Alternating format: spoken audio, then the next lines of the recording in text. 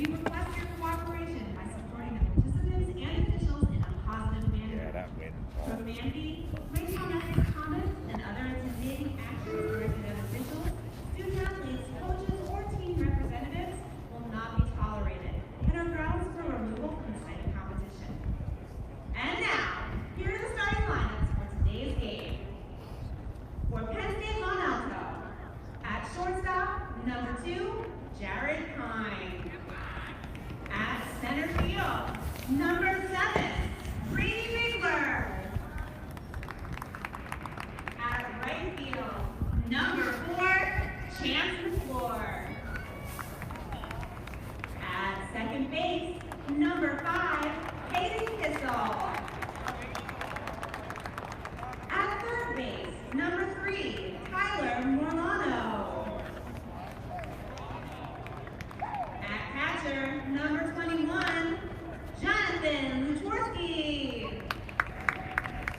At DH, number 1, Zane Mack.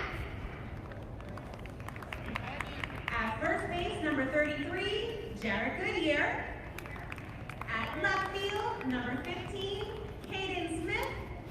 And at pitcher, number 10, Luke Michaels. And now, for our Central Penn Knights. At second base, number 12, Owen Zell. At right field, number 27, Ryan Stevens. At center, number 37, Shais Roman. At catcher, number 22, Steven Armstrong. At shortstop, number 14, Zach Boyer. At third base, number 33, Adam Hoover. At first base, number 31, Justin Miller. At DH, number 8, Dominic Hughes. At left field, number 57, Ryan Rodriguez. And at pitcher, number 20, Dalton Calder. And now, we ask everyone to please rise and remove your hats as we honor America with the singing of our national anthem.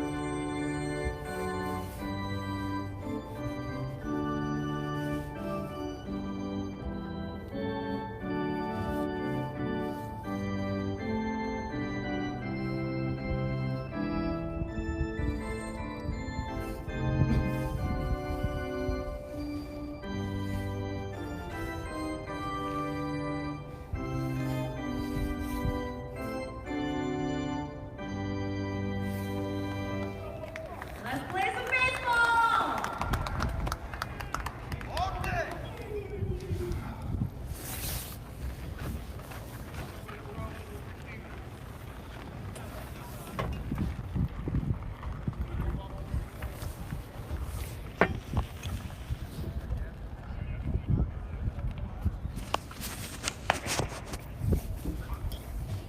All right, welcome to FNB Field here for Central Penn Knights baseball. Today, the Knights are going to be taking on Penn State Mont Alto. Penn State Mont Alto comes into the season, or comes into this contest with a 9-5 mark, including winning an unbelievable 7 of their last 8 games, dropping only 1 contest to Messiah. I'm being joined here on the broadcast by Professor Tom Davis. Tom, it's a chilly 41 degrees at first pitch, but we are here all the way to support our Knights. Indeed we are, and it does look like the sun is trying to peek out a little bit today, which may help. But either way, we're about ready to go here with 2 wonderful afternoon baseball games. You know, on the bright side, I will say, at least it's supposed to warm up by about another 10 degrees here this afternoon. So if you're trying to come out to either this game or to catch the second game of this doubleheader, you will be a little bit warmer than we are currently. So the Knights, unfortunately, since our last broadcast, dropped a couple of contests to Bucks County Community College, falling now to 3-4 on the season. So we're hoping that they can rebound here, but a tough contest here against the 9-5 Penn State Mont Alto Lions. There should be some pretty stiff competition today. Hopefully the Knights will rise to the occasion.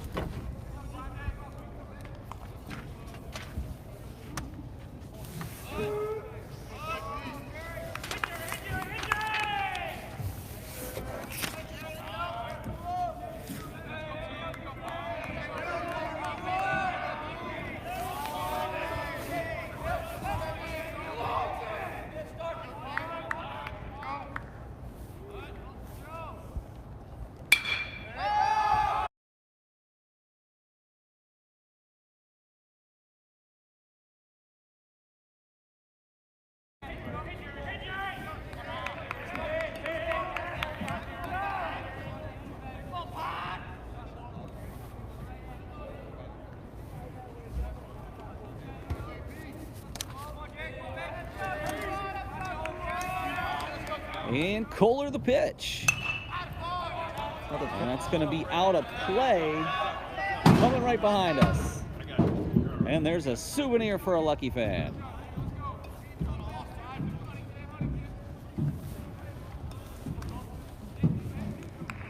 Got some more fans starting to trickle on in here. They must have got word that the weather's going to get better.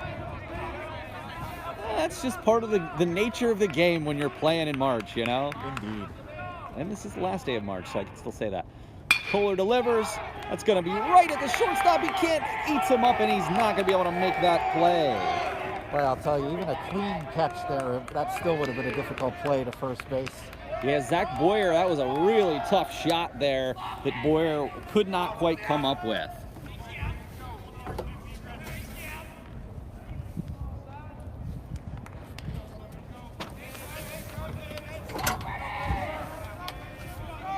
So Penn State with the runner on first base. No one out here yet.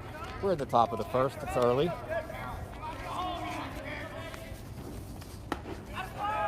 Big cut there from Bigler.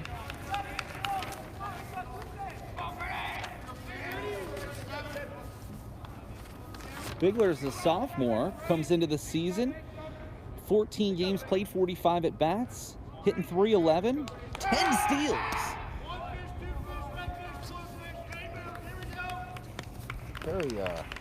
Very colorful and chatty dugout for the visiting team.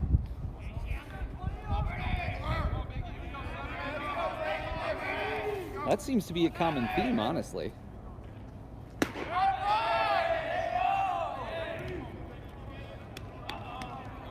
was an absolutely beautiful pitch. Hitter was not looking for that. Kohler's got some fantastic stuff. You know, one of the key additions to the Knights on the season. Catcher sets up outside. Beautiful. Gets the call on the outside corner for the first out. What a pitch there by Kohler. Bringing to the plate, number 4, Chance McClure. He's got 54 at bats, 17 hits, .315 average, 1 home run, 14 RBIs. Leads the Mont Alto team with RBI here. Does Chance McClure. Quick throw over, just to keep the runner close at first. And I must tell you here, Tom, we are honored to be here at FNB Field today for this contest. Big hook. Fouled straight back at us.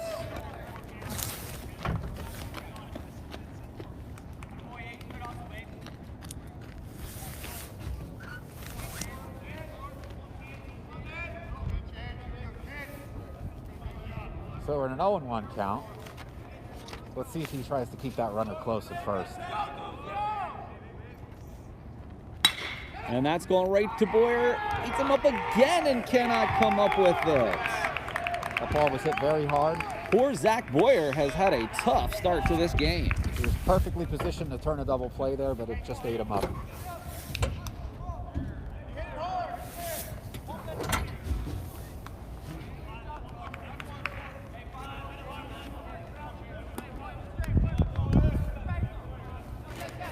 So 2 on here in the first inning, only 1 down for Kissel.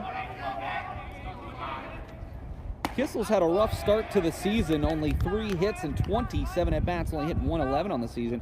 Does have 3 RBI, but second on the team in strikeouts, so I'm sure he's looking for a bit more discipline here at the plate today. Finds himself in the hole 0-2. And Kohler looks on to Armstrong. Kohler, one of the big additions to the Knights this year in the starting rotation. And that's going to be back and out of play. Kohler started opening day and pitched a gem with only allowing 2 earned runs. Unfortunately, did not get the decision in that, as that game went on to 11 innings in one of the longest games in Central Penn history. So Kohler's done everything you want him to do here in this first inning. Had 2, ground balls. Unfortunately, Boyer was not able to come up with those, but Boyer is one of the best defensive players on the team. Steal attempt. It's got him at third base. Huge out there. Runner at first does advance to second. That will put a runner in scoring position, but if you're Penn State, you take the risk there early on here.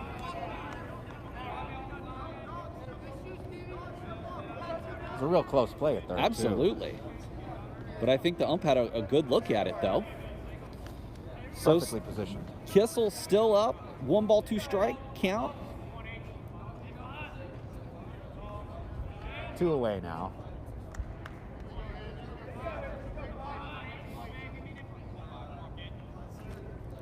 Big curve. That's going to be fouled out of play. It'll still be 1 ball, 2 strikes here for Kohler. I don't even know how he got the bat on that ball. I'm glad I'm not in the box. That's why I'm back here,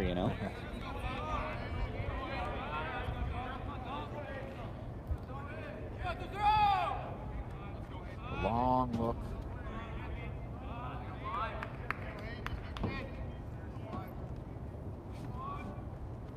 The pitch, that's going to be lined to center. And makes the play. Well, it was an exciting first inning. No hits for Mont Alto. Unfortunately, 2 early errors, but we get out of the inning unscathed. It's 0-0. We'll go to the bottom of the first.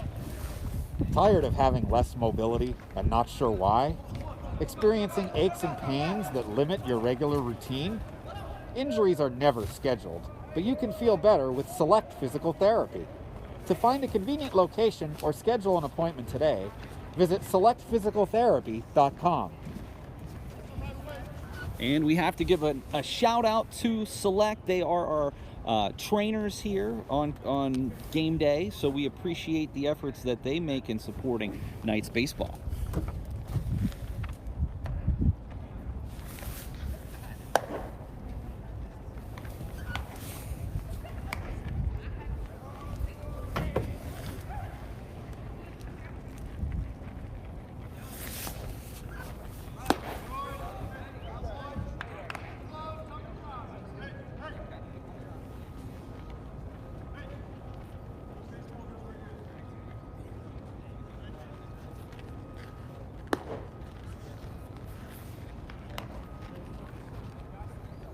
All right, as we heard Dean Thoman tell us, we're going to be expecting Zell, Stevens, and Roman due up here in the bottom of the first. As I mentioned, the Knights have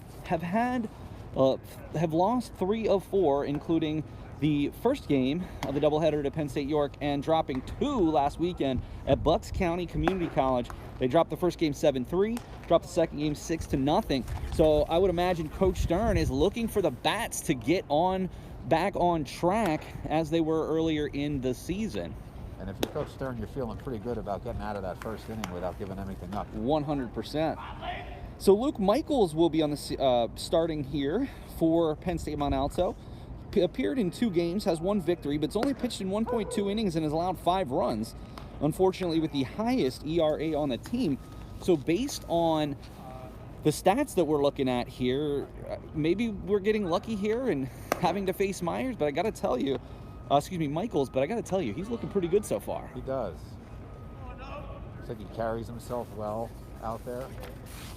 Got a smooth delivery.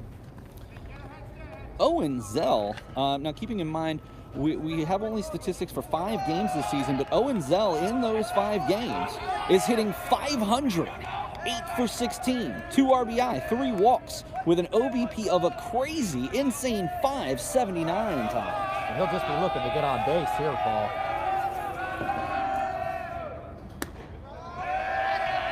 And that's outside. Zell is honestly, just in the limited time that we have had to get to know Owen Zell, I mean, this guy is an amazing hitter. Probably one of the better hitters on the team. And there he goes, right back up the box. That is a play that can be made and is made. Great play, turning around the shortstop. Pine with a big play there for Mont Alto. If you're Zell, I mean, that's a great attempt there. Just almost had a seeing eye single up the middle. Yeah, I mean, it's exactly what you want to do is, back up the box, but just didn't have quite enough velocity to get through the hole there. Ryan Stevens now to the plate. Stevens in those 5 games, 417, 1 RBI, 3 walks. He's been on base over half of the time with a 533 on base. Takes a look at a curveball here. To start in the hole 0-1. And Michaels delivers, and that's going to be fouled straight back. So he had a good cut on that, just got a piece of it. Stevens is a guy that Central Penn has got to get going. Returning from last year, a big rookie season, if you will. This is a guy that really needs to start getting going for the Knights to be victorious in these games today and moving forward. But honored to be here with you today, Tom. Always a pleasure to be here, and the fact that we get to call a game at FNB Field, it's quite amazing. Pine, this is going to be tough, but does make it. So back-to-back 6-3 putouts for Penn State Mont Alto. Here's the trivia for the day, Tom. Did you know my father is a Penn State Mont Alto alum? No, I did not know that. My father earned his associate's degree in forestry back in the 60s. Wow. Yeah. Unfortunately, no longer with us. I'm sure he would be here today at the stadium watching his team, should he have been. But rest in peace, Dad. We miss you. Very much.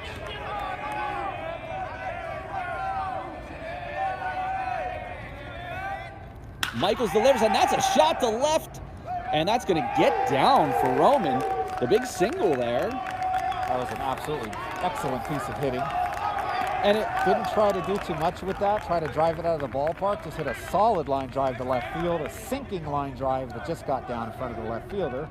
Seemed like Smith wasn't sure if he wanted to dive for it. I think maybe he could have, but I would also assume that the ground's pretty hard with the cold temperatures that we've had recently, which is going to bring up Steven Armstrong. Armstrong, while having 4 RBI, for the team, only 2 for 13, but does lead the team with Adam Hoover tied with 5 walks.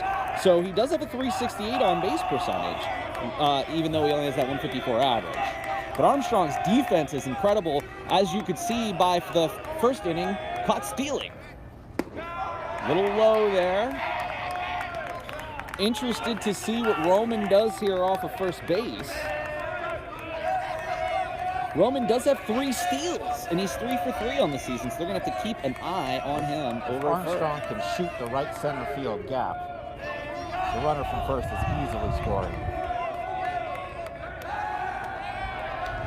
Michaels knows Roman's reputation. And these are the types of situations where the Knights got to capitalize with a base hit. I know there's 2 down quickly, but another hit here could keep it going for Boyer, who's on deck. And that's going to get away.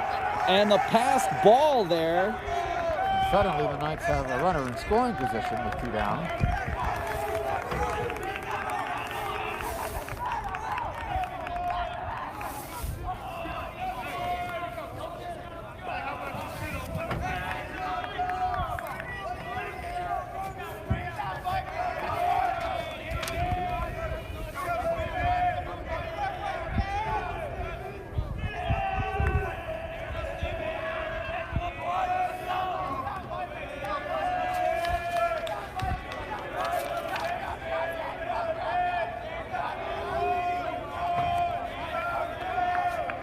And Michael's delivery, and that's going to get through the hole. And after that steal, here comes Roman. And the play at the plate. Oh, he's going to be in by a mile. Huge start here for the Knights here in the first inning. A 2-out rally pushes one across in the bottom of the first. The Knights take an early lead. And Armstrong back-to-back singles there. Back-to-back hard-hit balls. And Boyer, I'm sure, wants to make up for some of those fielding errors in the first inning.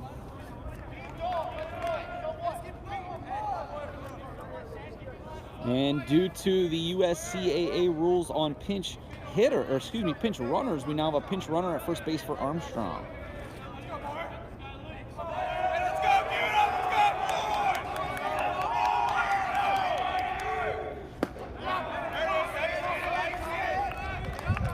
Takes a first pitch strike right down Broadway.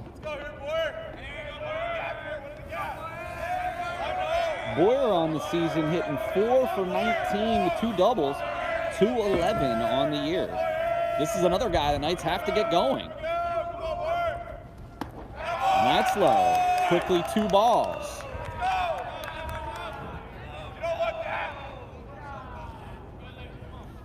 That's the sign from Stern at third base. Pardon me, it's a 1-1 count. I think the Knights will try a hit and run here. Big lead at first base. And he is safe. Very close play.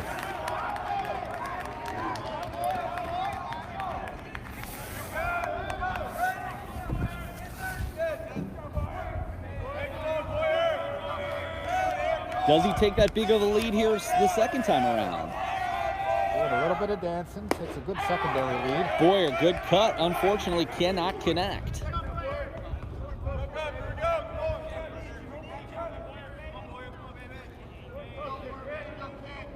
And it is now 1-0 Knights. And Michaels peeks at first. Boyer with the 2-1 count. And he hits it, but right at the second baseman, that should do it. But the Knights strike first, and they lead 1-0 after 1. Check out one of the most fun Central Penn traditions, pancakes with the president. Dr. Linda Fedrizzi-Williams will be preparing pancakes for our students on their way to class on Monday, April 11th from 9 to 11 a.m. in the ATEC lobby. Stop by and grab a meal on your way to class and say hello to the president.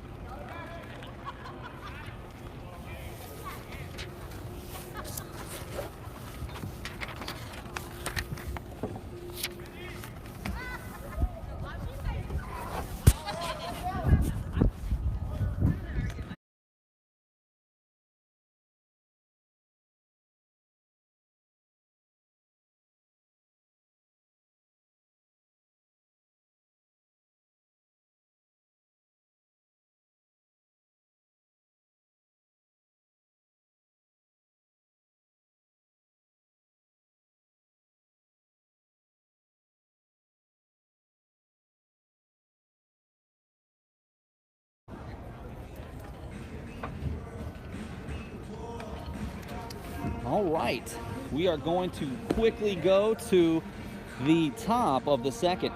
Just another quick aside, especially for those of you out there who know Dean of Student Engagement, Adrian Thoman. I wanted to give a quick shout out on her Pirate Life podcast. Did you know that our Dean of Student Engagement, Adrian Thoman, also has a podcast? That's right, the Pirate Life podcast talks about the lives of Adrian and her two friends, Shauna and Denise, helping listeners improve their lives through adventure. They even throw in a few pirate jokes for good measure. Just as a shameless plug, I am also the producer of that program. Check it out anywhere you listen to podcasts. That's the Pirate Life podcast. I'll have to make sure I let Adrian know that I'm giving her a shout out today.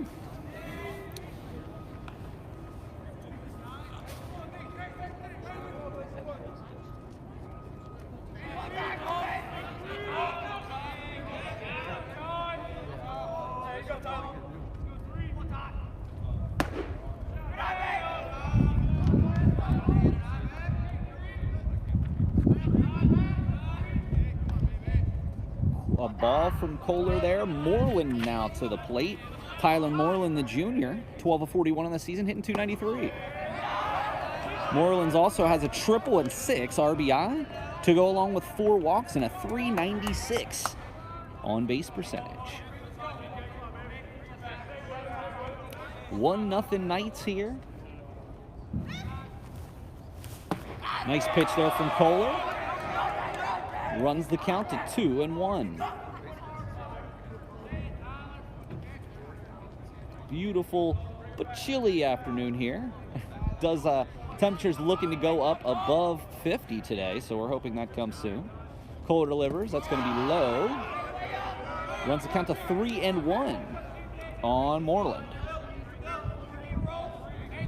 Moreland playing third base today. Hasn't had any action thus far.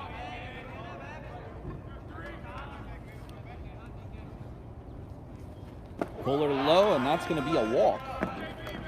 Moreland will take first, and probably the last thing Kohler wanted was to walk the leadoff man. Brings up Lindvorsky, Jonathan Lindvorsky, the sophomore catcher, has a home run on the season, 8 RBIs, hitting .351. So honored to be here with you from FNB Field. Paul Miller and Tom Davis on the call today. Bunt, that'll be a strike. And the 0-1 count.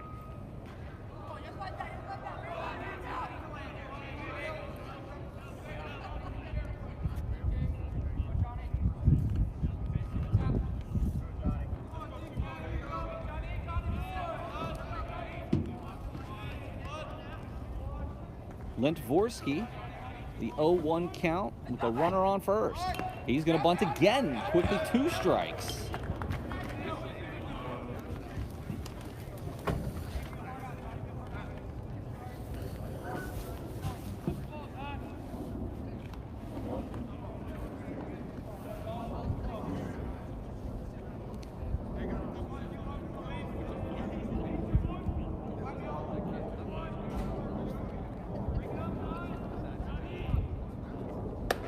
High there for Kohler. 1-2. Yeah, Kohler told me he was recently on the Nightly News podcast when he's not only was on it, but also a member of the podcast, Tom, and said how honored he was to get the call on opening day from Coach Stern. He said that's one of the best things as a player, especially a new player to a team, that the best commendation you can get from your coach is to get the ball on opening day. Absolutely. I'm sure he'll remember this honor forever. Absolutely. Yeah, I remember when we had Christian Fulp. He's certainly been in the booth. Subject of the Final Out documentary, told me that was one of the greatest days of his life when he took the ball on opening day in 2020. Little outside there. It's going to run the count to 2-2. It's a good idea there with that pitch just off the corner. Lindvorsky was bunting his first 2 times, but seems to want to swing away at this point. Not a bad day for baseball. A little chilly, but beyond that, it's no humidity, nothing like that. And that's going to be popped to left. This could be trouble, but caught. Left fielder puts it away. Rodriguez out there. The first out.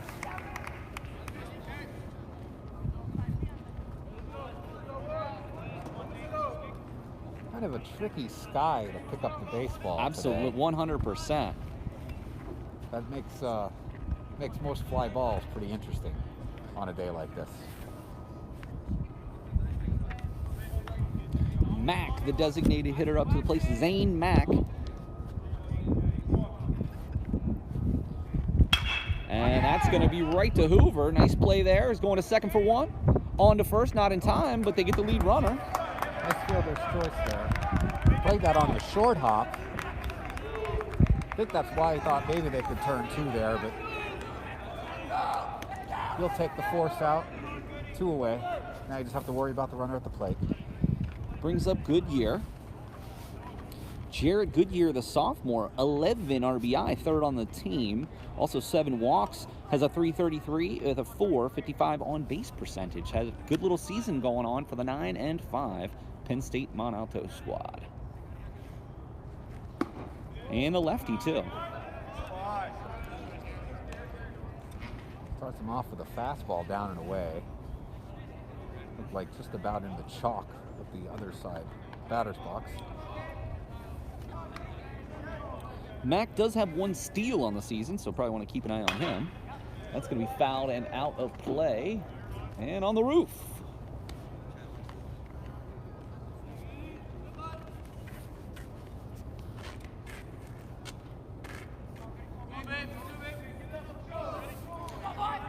The 0-1 pitch from Kohler.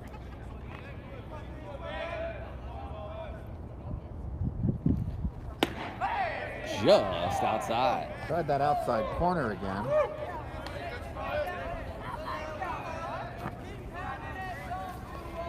It's 1-0 Knights early here in the top of the second inning. Kohler from the stretch, but goes back to first, keeping an eye on Mack over there.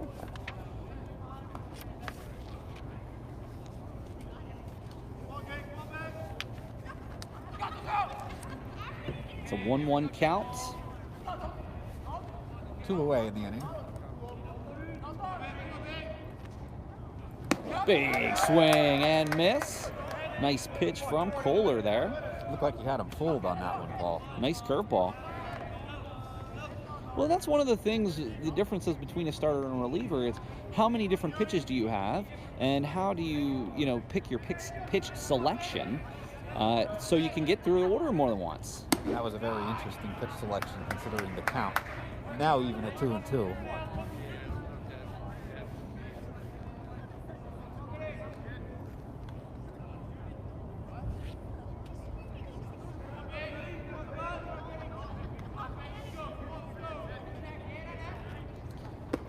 Nice curveball, but off the plate, and that'll walk him. Tried to backdoor that one, just didn't quite get enough of the plate. Looked like it went around the plate a little bit. Loses him, but still 2 outs in the inning. Took a force at any base in the infield. So 2 runners for back-to-back innings here.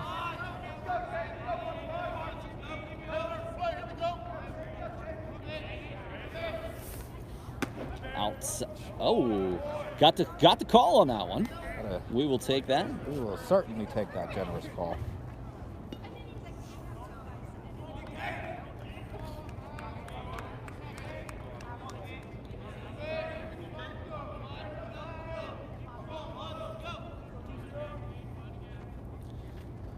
Inside, but great play there by Armstrong to keep the ball in front of him. Keep those runners from moving up. And that's one of the things, if you're new to watching USCAA baseball, that's the one thing I see quite a bit is catchers, unfortunately, either wild pitches or pass balls or both, that we see quite frequently that allow the runners to advance. And that's going to be just outside for Kohler. Kohler seemed to lose at arm side a little on that delivery. We have Maybe finding that outside part of the plate or just off it to the left-handers. up the bat right now, Caden Smith, the freshman, 2 of 19 on the season coming into today. And that's inside. That was a nasty pitch. So Kohler's got a fastball, changeup, slider, and curveball. But he's in the hole 3-1 here, but does have 2 down. So if he could just sort of pitch to contact here, hopefully a play can be made by the Knights defense, get out of this inning. You have to assume the hitter is going to take, unless it's right in his wheelhouse. And his wheelhouse. And that'll get down. And there's going to be a play at the plate. Well, not quite a play at the plate, but Mac does score off of the single. Throw came in to second base to keep the runners from moving up.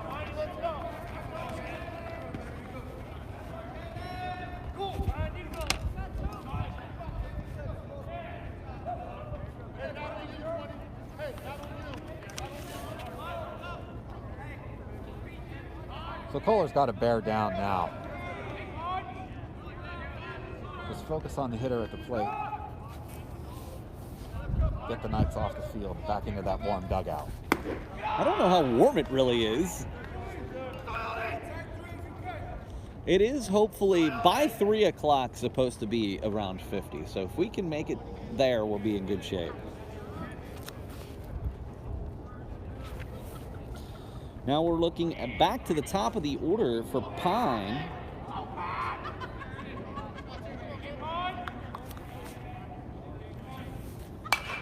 Pine singled reached on an error in the first.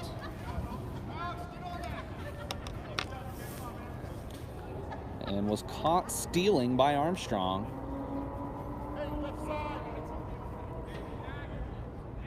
So we'll do it again. 1-1, 2 down, 2 on.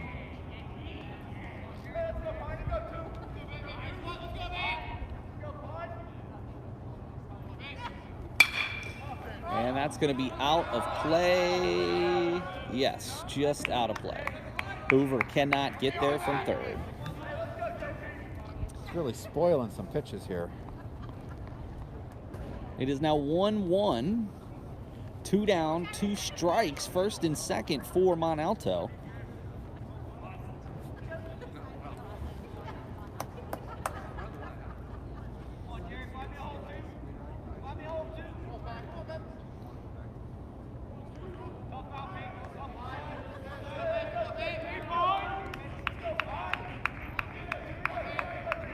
And Kohler deals. That's inside. Kohler would love to get out of this inning right now. Any way he can. 2-2 count, 2 outs, 2 on.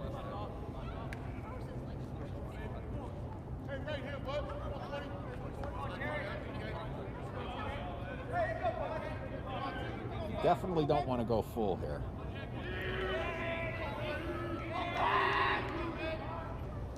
Nice pitch, but that's rocketed to center. And what a catch. Roman with a back and forth, almost like a Willie Mays type style of catch. And that's going to get us out of the inning. Penn State Mont Alto does plate 1, and that is going to make it 1-1 as we go into the bottom of the second inning. Interested in pursuing a career in business, accounting, marketing, or communications? Central Penn College offers more than 30 career-focused programs in flexible class formats, including in-person, online, and hybrid courses. For more information, visit our website at www.centralpenn.edu.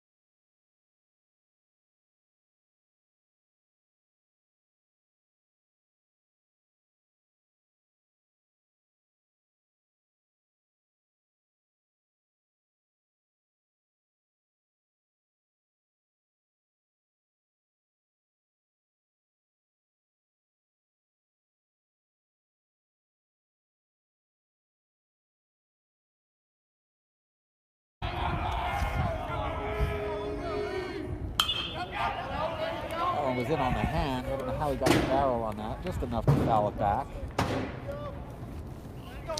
All right, 1-1 here as we go to the bottom of the second. Adam Hoover up to bat with a 1-1 count. Oh! Takes a curveball off the helmet. Fortunately, that was a breaking ball. Hoover seems no worse for the wear, but gosh, that's always scary when you see those types of things.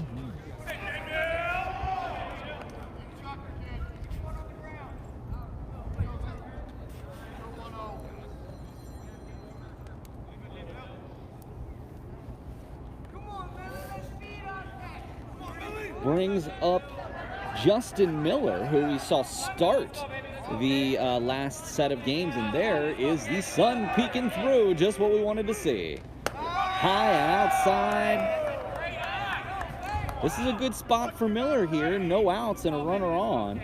Miller, 250 on the season, 2 out of 8 in the 5 games that we have stats for. And there's a lot of reasons why that is, but know that we do everything we can to give you the most accurate information possible. And that's going to be outside as well. And this pitcher, too, it looks like he's losing it a little bit arm side to the lefties. Causes him to just throw it too far outside. Do you ever do any pitching in your day? No, and that's probably a good thing. I was never a pitcher either. I always played either second or I did some catching. First base as well. I was usually on the right side of the infield. And they got Hoover picked off. Caught him leaning. So that eliminates the base runner. And that's honestly, you know, obviously Adam got hit there, and we don't want to make light of that, but you know, that's obviously not a good situation. Already down 2-0, getting the leadoff runner on to get picked off. That's something I'm sure Coach Stern will have a chat with him about at some point. Little low there. All it takes is a little bit of a freeze over there. And Michaels is really struggling here. The beanball to Hoover, and now in a whole 3-0 to Miller. With Humes on deck. He'll be looking for the happy zone. Does not get it. Outside, and he will gladly take the walk. We still got that runner on first base. Unfortunately, we have another out.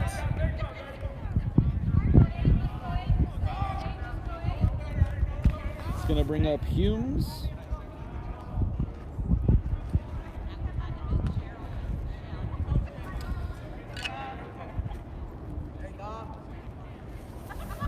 The designated hitter today. This is another guy that's returning from last season that Coach Stern said that he was really looking for a... less time granted by the umpire. I think he said he was looking for a big season from Humes. See, that's the thing that Stern really reiterated on the Nightly News podcast was Boyer, Stevens, Hoover, Humes. These were the people who really needed to be leaders here on this squad. And I believe they have been to this point. It's coming straight back. Good cut from Humes there.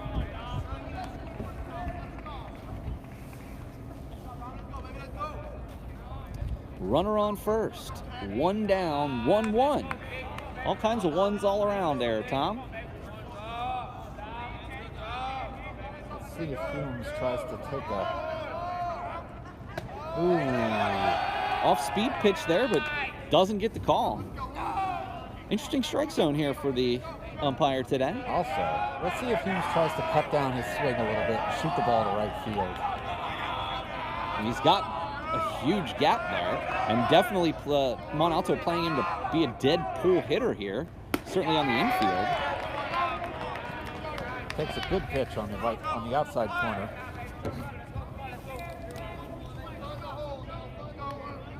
My guess is Humes is looking for something to drive until he gets to 2 strikes.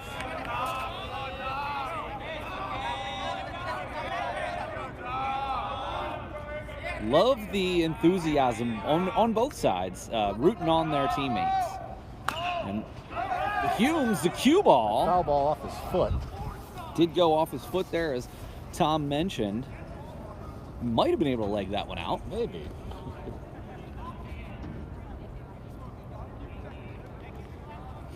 And we already see the temperature steadily rising. Now, a brisk 43. Game time was 40, I believe. But again, love to be here, happy to be here. Might have a few extra layers on, but much rather be here than pretty much anywhere else. We're definitely prepared to be here. Michaels keeps an eye on first. Miller doesn't seem like a threat to run. Oh, Another curveball up at the head, but Humes gets out of the way. he easily could have taken that one off of the head. Not that I would suggest doing that. The good thing for the Knights is that those pitches inside have been off-speed and breaking pitches. You Even don't want so. to see a pitch. You don't want to see a fastball coming right for the dome. Absolutely not. Miller. Humes just gets a piece of that one. Keep it 2-2, and the sun comes out. He spoiled a pretty good curveball there to stay alive. And yes, the warming rays of the sun are upon us. We love it.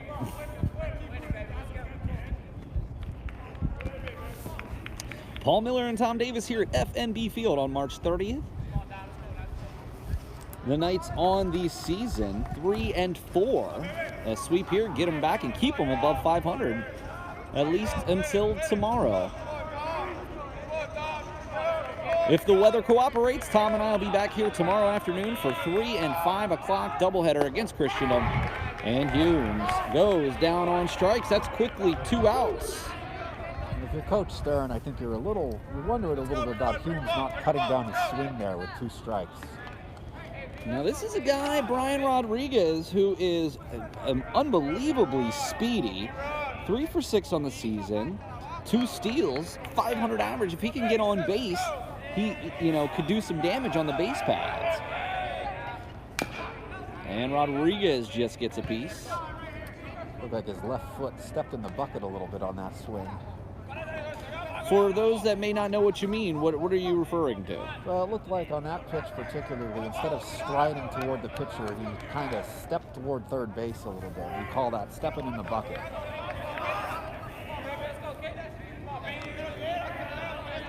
But then again, with all the curveballs toward the dome, you can't blame him. That's a tremendous point, Tom. Tom, I got to tell you, and I know I tell you this every game, and I probably will continue to do so, but it's just my honor to be here with you. This is something that we look forward to all year, and the fact that we actually get to do that here at FNB Field is just, this is a chance of a lifetime and something I'll never forget. It's wonderful. Michaels, the 1-1. It's just a little piece of it at the plate. Interesting call there. I'm not sure if it hit him. Obviously, from our vantage point, it did not appear that it did, but Looked like it hit directly off the plate.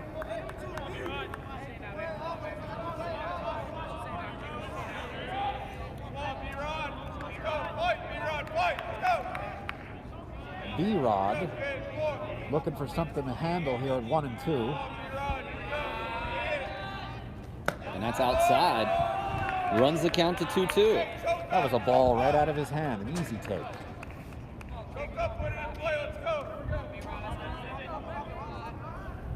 Some action on the scoreboard as the temperature is ticked up to 43 degrees. We'll keep you abreast of the temperature situation. Big hook, but to the shortstop, and that will do it.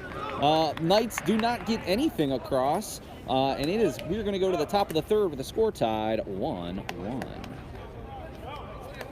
Central Penn College continues to roll out short-term certificate programs, both credit-based and non-credit, that enable students to gain valuable, skill-specific knowledge.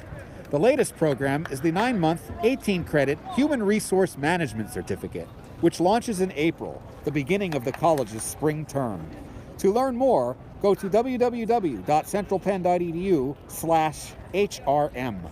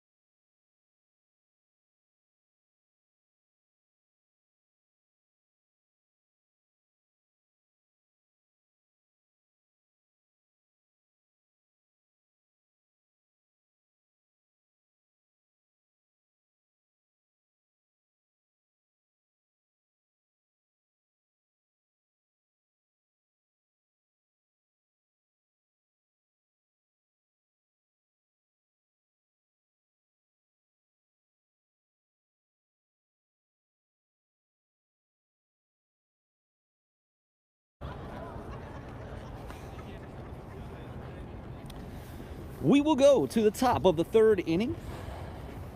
Tie 1-1. Bigler is going to come up, struck out in the first. As Kohler continues to pitch well. An unearned run in the first, so no earned runs to this point. We got us a nice little ball game here. Tied 1-1 through 2 innings. So again, Pine is the senior, hitting .381. This is the guy you do not want to get on base, Tom. 14 steals in 14 games. That's wow. Vince Coleman-esque there. So even I can do the math and say he's averaging 1 steal per game. Indeed. That, of course, requires him to get on. Well, and there he is. He's going to dig for 2. And he will get in standing. Let's have to see how they score that. It looked like an error on the third baseman. I do see 2 errors in the Knights column now.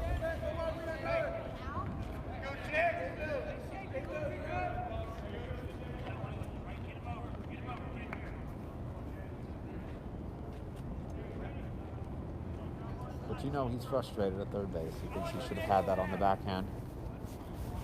Tough play.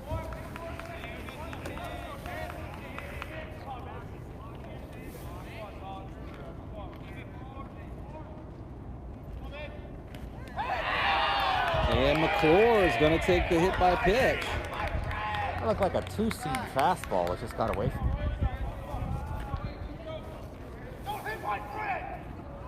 You don't want to lose the leadoff hitter in the inning, but that's the situation the Knights now find themselves in. Gavin Kissel, the freshman, will step up to the plate. Again, only hitting .111 on the season. Did ground out in the first. Triple play is very much in order. I haven't seen a triple play in ages. How about a good old-fashioned around-the-horn triple play? I think Hoover might be in need a step closer to the bag to execute that one. Agreed. Nice pitch. Speaking of which, Boyer to Zell to Miller. And they are going to call him safe at first. So close to the double play there. I think if Boyer would have charged that one slightly, might have had a shot, but still a great play for the Knights to get an out there. We get the fielder's choice, and the double play is still in order. However, you do have a runner at third base who can now score without the benefit of a hit. Bigler moves over to third. Remember, he's got speed, and with only 1 out, sacrifice fly is most certainly in play here.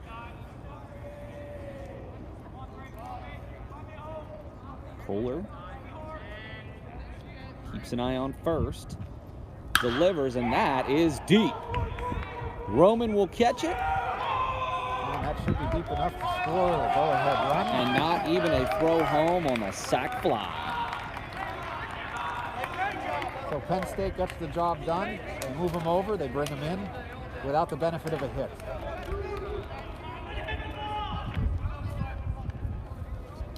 But 2 down, though, on the positive side of things. 2-1 Mont Alto.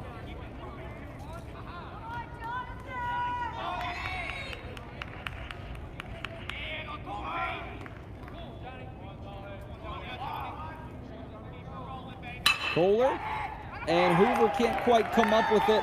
And that will be another hit.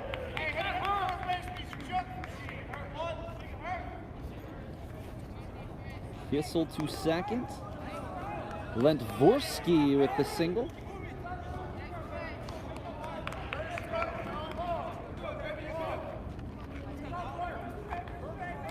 Mack, the DH, steps up. Zane Mack, 250 on the season. No home runs, 9 RBI.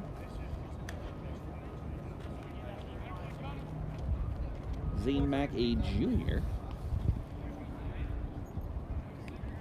From Mount Airy, Maryland. One interesting thing about the Mont Alto roster, several players from the Central Penn College area, including, several players from Harrisburg. I was very interested to see that. So sort of a homecoming of sorts for some of the Mont Alto players. Sure, being from Harrisburg, they've been at this field many times in their lives. Kohler, low, runs the count to 2-0.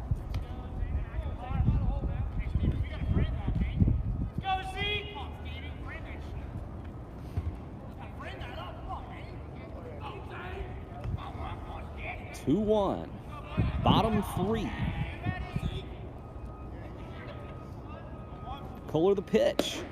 Steve Rye. Big pitch there for Kohler. Battles back to 2-1 count.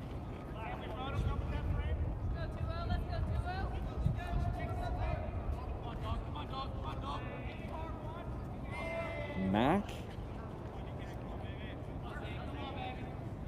Ready. Kohler deals. That's going to be outside. Runs the count to full, and the last thing he wants to do here is load the bases for Goodyear.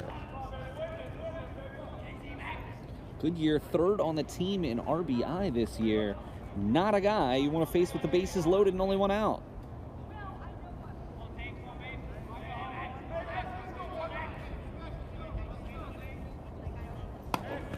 And that will be outside.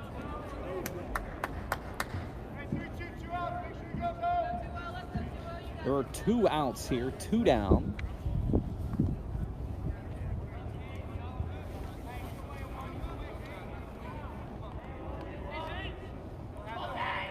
Three-two, full count, 2-1. Mont Alto leads here in the bottom of the third. Big spot in the game early on here. And struck him out! Huge strikeout there for Kohler on Mack. All right, it is now 2-1 as we go to the bottom of the third inning. What say you, Professor Davis? Interested in a healthcare career? Central Penn offers 2-year programs in physical therapy assistant, occupational therapy assistant, and medical assistant, as well as a bachelor's program in healthcare management. For more information, visit our website at www.centralpenn.edu. And we'll be right back.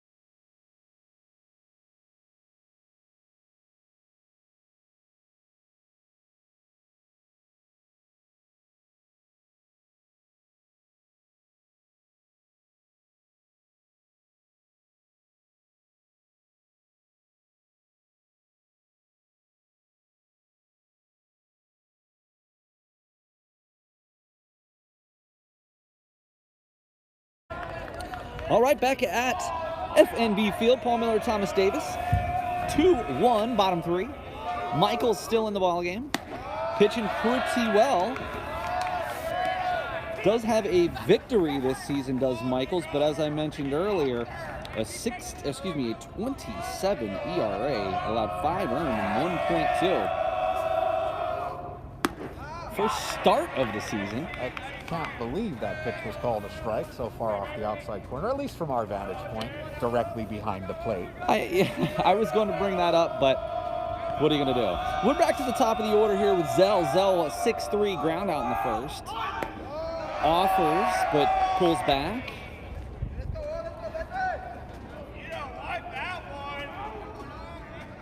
he would have needed a driver to reach that. Good possibility. Some chatter from the Central Penn side. And Zell right at the first baseman. Can't quite come up with it. Hustles out. What a play. Huge play there on the E3. And that puts the leadoff runner on. Exactly what the Knights needed here, down a run. Start the bottom of the third frame. Stevens grounded out to shortstop in the first. But again, he's one of these guys that is looking to break out. 417 on the season, 1 RBI, 5 for 12. A huge spot here for Stevens. Third baseman creeping in on the grass, anticipating the bunt. Tried to push that to first base, could not bring the bat back.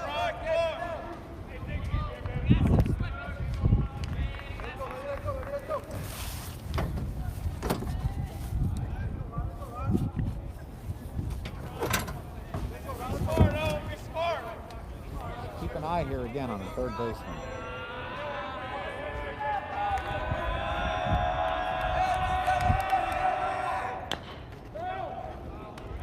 Stevens can't get that one down either. Trying to advance that runner to get him into scoring position. So now he'll have to do it the old-fashioned way with a base hit. 0-2 count. Quickly, Stevens in the hole. Huge opening on the right side with the runner being held at first. The last start of hitting the opposite way.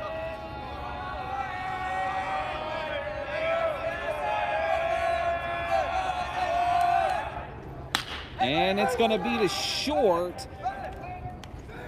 And he got him at second. Stevens reaches on the fielder's choice. 1 down. No play at first base there. Quick turn, but just too much speed down the line. Roman singled and scored the only run here and has been a important cog thus far in the season, going along with his 3 steals. So he's flashed a little bit of pop. We saw earlier today a nice shot to the outfield, so he's got some pop in his bat, can run. Definitely a great 3-hole hitter for the Knights here today. Michaels delivers in that. Another one of those Inside. curveballs that if he's trying to own that inside part of the plate, he's not taking the best approach.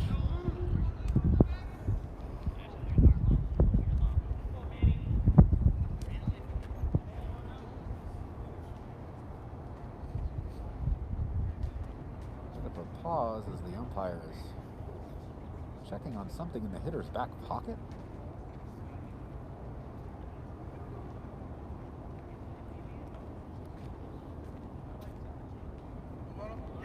Not sure I've ever seen that before. Yeah, that's a new one.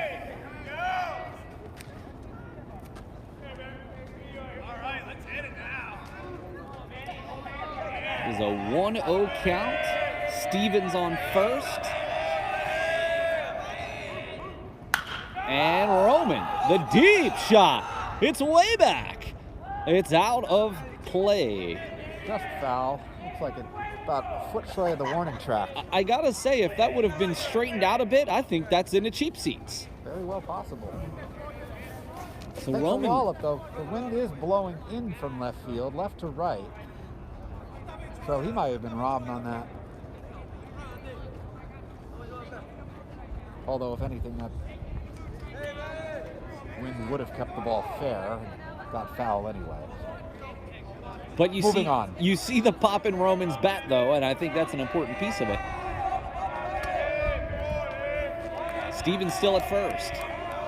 1-1 count. Right down Broadway, can't get it to go. That'll be strike number 2 for Roman. Big cut and a miss from Roman on that one. Came out of his shoes. FNB Field will be here till probably about 5 o'clock tonight. Come on down after you get off of work. Stop by and see us. We have Central Penn gear for sale. We have concessions. And of course, free baseball. I'd also like to put, I'm sure Tom will share this with us as well, but of course we'll be back here tomorrow, weather permitting.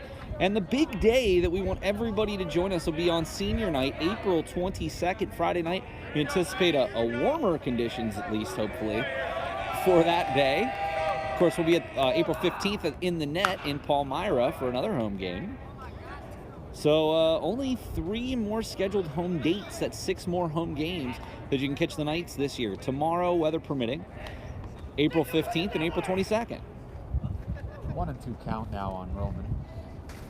Again, everybody put that, I want to hear everybody right now putting that April 22nd date in their calendars for senior night. 4 and 6 p.m. will be under the lights for the second part of the second game. It's going to be an amazing experience for our Knights. Big hook there from Michaels.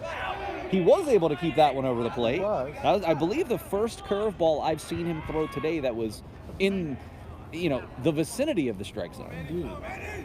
I do think it would have been called a ball. But if you're Roman and you see that pitch breaking toward the plate after not doing so most of the day, you got to take your cut. 1 out here.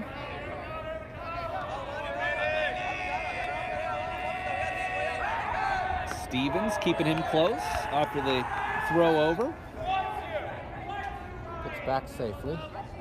We're now up to a balmy 46 degrees. All depends on what that sun wants to do overhead. If we can get clear out of some of these clouds, that will make things much more comfortable here. But it's actually not too bad right now. Bring your gloves. Stevens goes. Roman to left. And Stevens is going to get picked off of first. Wrong throw back to first, but just not in time. I got to be honest, I thought Stevens was a goner, but did hustle back to first. Roman with a nice flare, but a great play out and left by Mont Alto.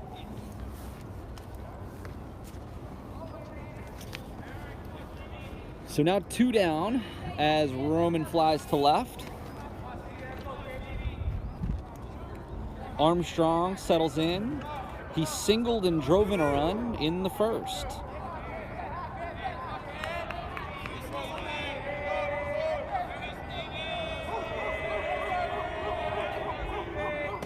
And he gets the call on the outside corner.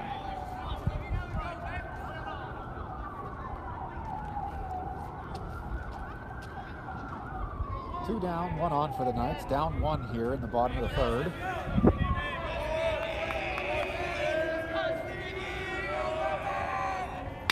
And Armstrong out of play. Great play by Stern. I don't know if I would stick my hand out there like that, but he's a better man than I.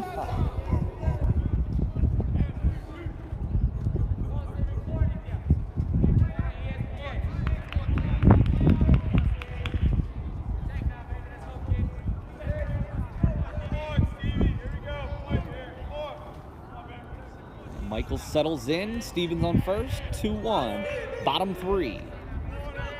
0-2 count to see if he gives him something to hit here. And he does. Close enough to the plate that he had to spoil that pitch. Armstrong, I think he'd like that one back.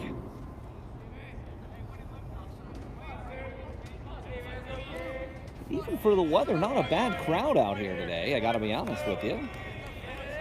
And we anticipate as the day goes on and it warms up, we get a few more fans.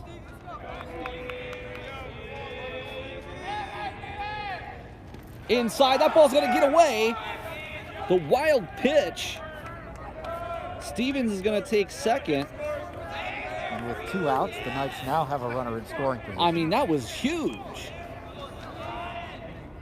And even down 1-2 at this point, Armstrong, a base hit can tie this contest up. Yes, runner at second will be off with contact. No stopping. And Stevens can definitely run. Does have a steal on the season, so. And we've seen him run in previous seasons, of course. And Armstrong calls time, much to the chagrin of Michaels. That's always been one of my favorite words. Chagrin? Yeah. That is a good one. I don't know if I use it enough.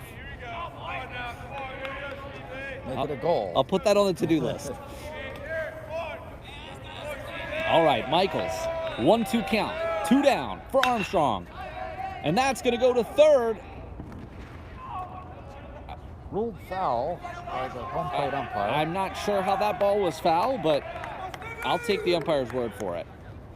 I'm assuming it must have hit off his foot. It didn't Perhaps. seem like it did. Didn't look like.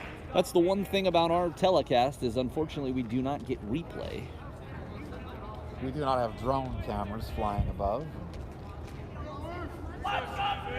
But we do what we can.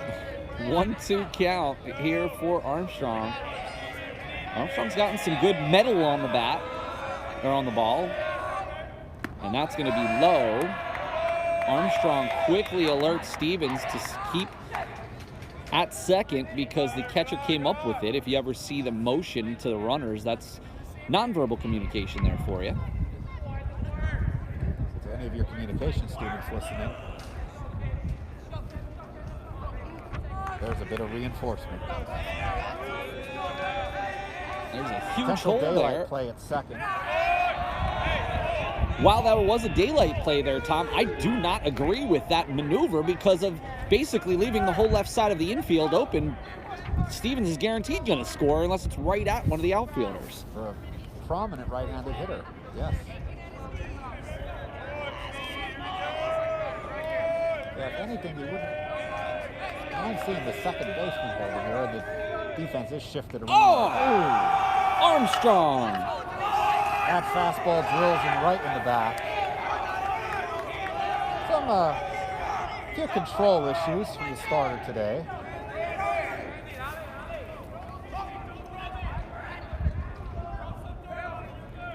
Well, hit Hoover in the second. Now walks his second And batter Hoover's by hit replaced by with a pitch. pinch runner, not Hoover.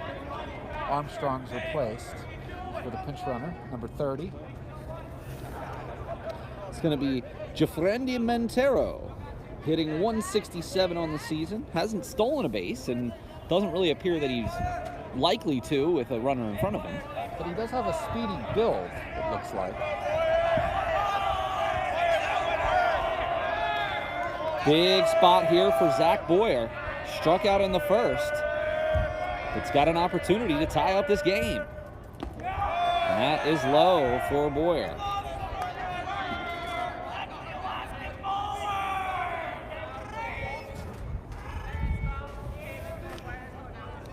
Zach Boyer leading the team with 5 RBI.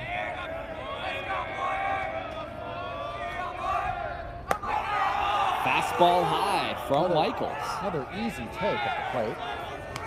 I'm not seeing any stirring down in the bullpen, but not to say Michaels has pitched poorly by any stretch of the imagination, but his control is just, I'm sure, not where the head coach of Mont Alto wants it to be. He's been semi-effectively wild, as we might say. And he got that call. Big call there. Big difference between 3-0 and 2-1, that's for sure. Big pitch right here, 2-1.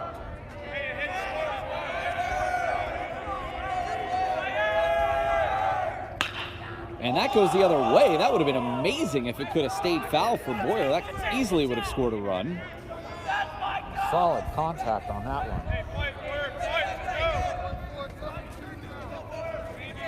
Paul Miller and Tom Davis here. We're here at FNB Field, City Island in Harrisburg, home of the Washington Nationals AA affiliate, the Harrisburg Senators. It is 2-1 in the bottom of the third. Knights have runners on first and second for Zach Boyer with a 2-2 count. And that's going straight to center. That's going to get down. And Stevens is going to come home. And there is not a play at the plate. And Boyer with the RBI single to tie this game at 2. Boy, talk about really coming through in the clutch there for Boyer. Perfect base hit to left field, to left center field. Huge play for Boyer. Looks like we're going to get a visit to the mound. I know would like to make some retribution for that error in the first that allowed a run to score. So we'll call him even at this point. Well, hey, while we have a second here, take a look around the MLB. Some really important news happened recently. Albert Pujols returns to the St. Louis Cardinals. I've heard some different rhetoric from some different sportscasters. I'm interested in hearing your thoughts on Pujols returning to the National League. I think it's a wonderful story, and I think it's something only made possible by the introduction of the universal DH in Major League Baseball. Going to prolong some careers, going to keep some good hitters who may have lost a step in the field playing for a few more seasons, keep the excitement level up, bring some of that excitement to the National League. I know a lot of people will talk about the strategy, but if you take a minute, think about how often that strategy actually gets used in your average National League Baseball game. I would say, pitchers are really only hitting once, maybe twice in a game, and a lot of that's having to do with pitchers actually being pulled out of games much earlier. A lot of talk about openers impacting that as well. The game has changed a lot over the years. Will continue to change as they toy with eliminating shifting. Hoover was beamed back in the second. Was picked off of first base, though, which is certainly a situation I'm sure he would like back. But he's got a shot to redeem himself here as well with a base hit, potentially scoring another run and putting the Knights ahead.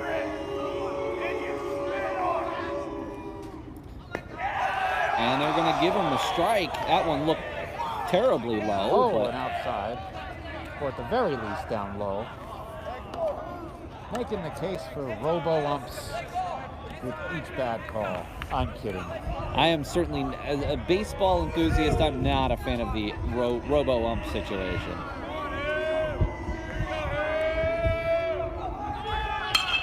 It's a hit and run. This could be trouble.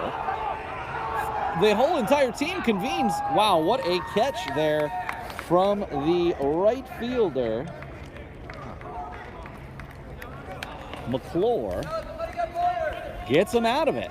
Well, that was an adventure to end that inning, but the Knights do strike back with one, and we're going to go to the top of the fourth with the game tied 2-2. Did you know that Central Penn College, unlike some institutions, doesn't charge any type of fee for applying? It's absolutely free. Go to our website, www.centralpenn.edu, to apply today.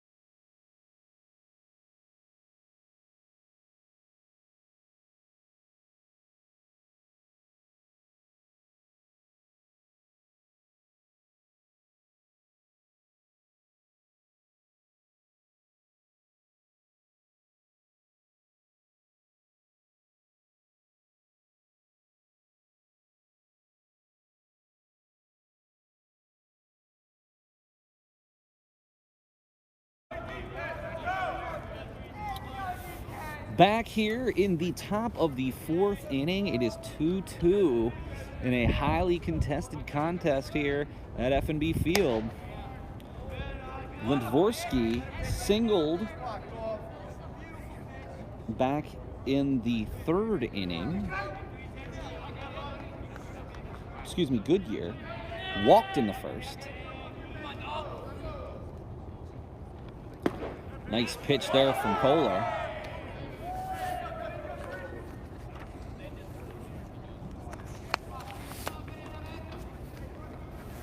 Goodyear on the season hitting .333, no home runs, 11 RBI, 12 hits, 3 doubles. And that is going to be a shot down the third base line. Goodyear reaches on that single. It's going to bring up number 15, Caden Smith.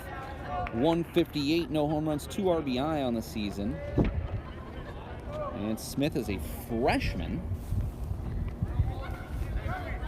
One of the few freshmen in the starting lineup here for Penn State Mont Alto.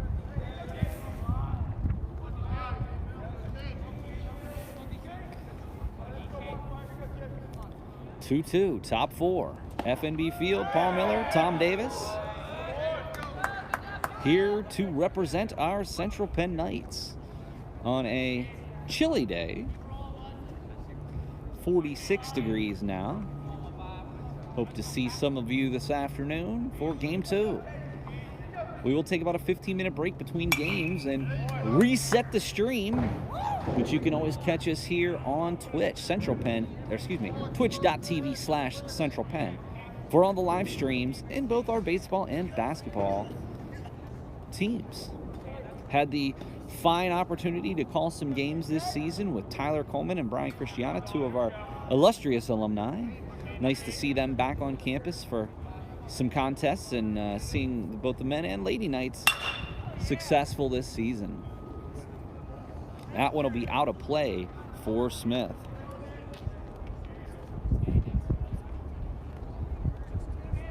So I made the comment earlier about the only a couple of freshmen. The team only has 3 freshmen who have played thus far this season, and Smith is one of them. So to get it crack that starting lineup as a freshman is a really important thing.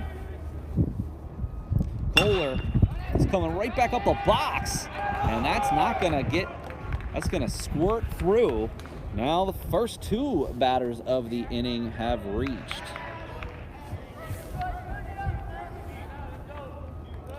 It's gonna go back to the top of the order.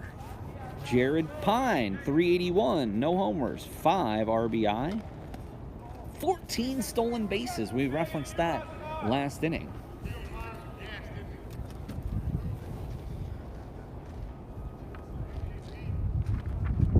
Little wind here. I apologize if the camera is kind of blowing around. Doing the best we can with our situation. Hopefully that wind calms down a bit. And Pine's looking for the bunt. And that's going to be straight back.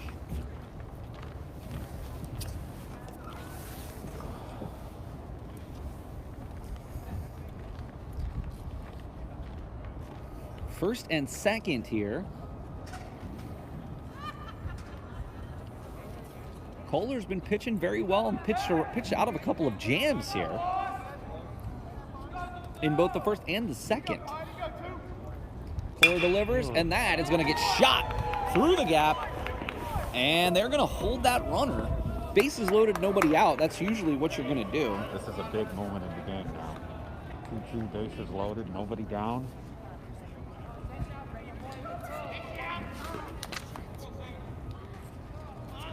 Kind of like how they say, getting those last 3 outs isn't always the most important part of the game. Sometimes the save is right in the middle. This appears to be one of those situations. Bases loaded, nobody out in tie game. Stern will come to the mound. A lot of other interesting things. Had my first fantasy draft last night, and a lot of things, if you're interested in fantasy or just baseball in general, certainly the walking back of the New York City COVID vaccination requirements for the players is obviously big news for Yankee fans, for American League East fans, and really National League fans too with the Mets. But keep in mind, unvaccinated players still will not be able to play in Canada. So I wonder what impact that's going to have, especially those players coming out of the East. Tom, as a fan of the Orioles, what is your, what impact do you feel that that's going to have on the season? Well, I think that all depends on how the summer months go in terms of any waves of COVID, honestly. And let's hope that that does not happen. Absolutely. Of course, hope is not going to get us too far. Just have to continue being diligent. And hope is the thing with feathers.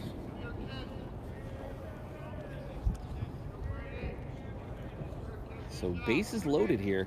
Huge opportunity for Bigler.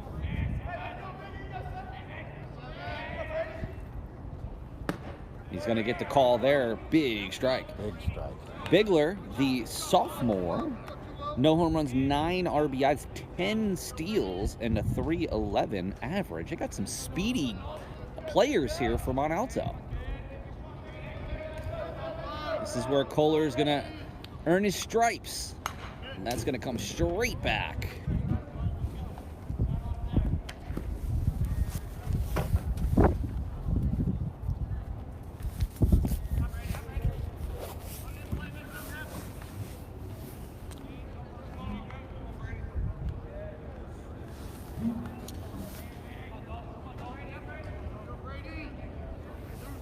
One-two count for Kohler. And they got him at first. Miller's just off the bag, though. Yeah, if you're Penn State, you can afford to be a little bit aggressive with your leads here. If you draw a throw to first base and it's a little errant, you got to run. So one thing about Armstrong, he's got a pretty accurate arm. We saw that early with the caught stealing, but that was a great throw. Kohler just off the plate. And a 3-2 count with nobody down. This is tense. Big moment in the game right here.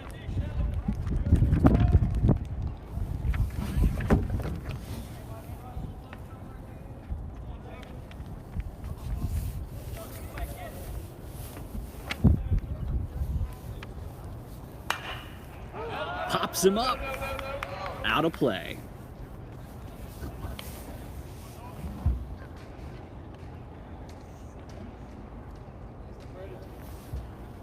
Still 3-2. No one out here in the top of the 4th inning.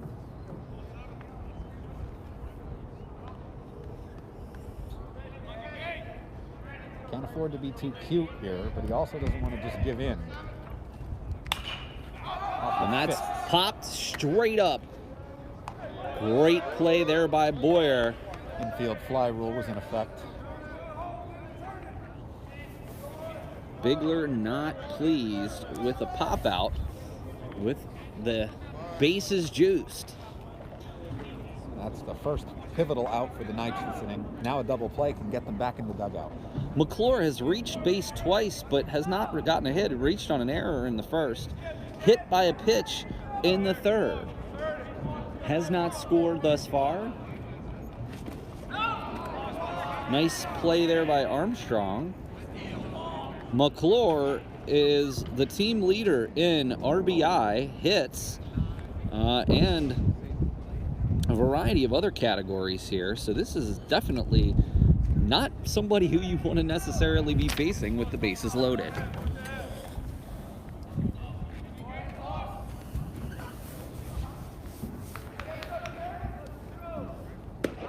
Big strike there for Kohler.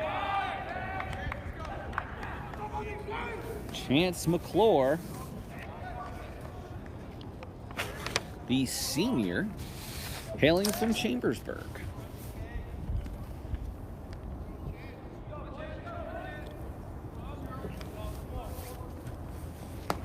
Just outside for a 1-1 count.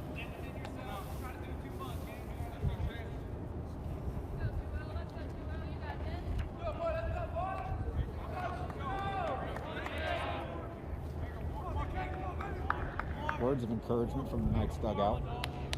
That's one thing I do love about the Knights. They are a great team. They show that team spirit. Fouled straight back, quickly 2 strikes. And I'll tell you, if Kohler could get this out, this would be huge, because then you've got a force at any base as long as they can keep it in the infield.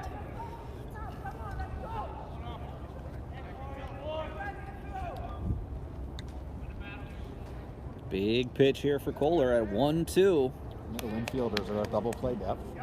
Struck him out! Left him out. Big strikeout there for Kohler. So that big 2 away in the inning. It's going to bring up number 5, Hayden Kissel, the senior, second on the team in RBI with 13. Quite impressive. 6 doubles on 13 hits, so another tough out. Good pitch from Kohler, but a little high. He really kind of emptied the tank a little with that fastball up. Trying desperately to get through this inning without allowing any more runs to score.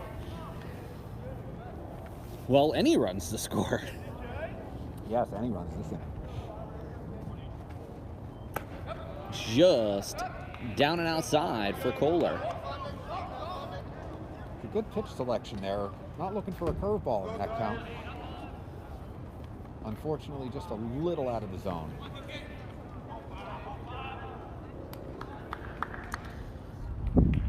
Tie ball game, bases loaded, 2 down, top 4.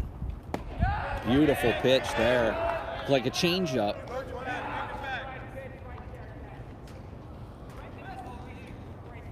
Kissel reached on a fielder's choice in the 3rd and grounded out in the 1st.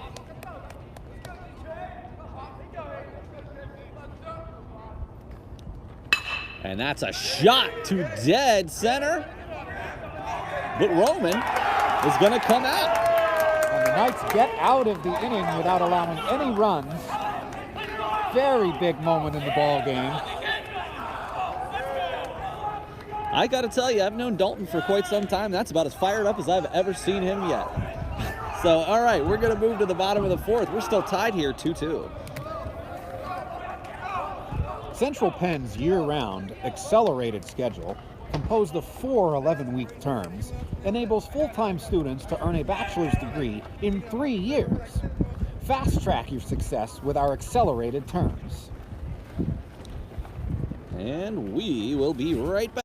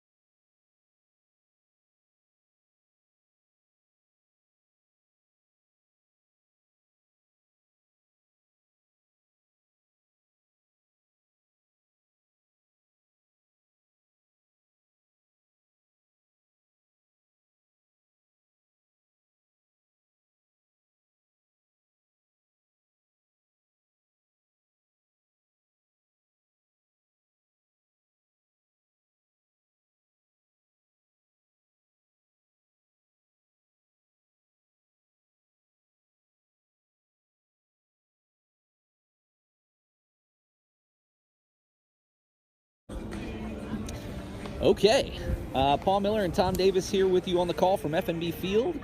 We're going to go to the bottom of the 4th inning. It is 2-2. Miller will come up to the plate. No relation. No relation that I'm aware of. I'll have to ask him. Bottom of the 4th inning. 2-2 ball game. I mean, that's the type of pitch that we've been seeing go both ways today. And I think we both have made this comment before. I think all we're really hoping for is some consistency from blue, as they say. Absolutely. It's going to come straight back. And a souvenir for somebody up there.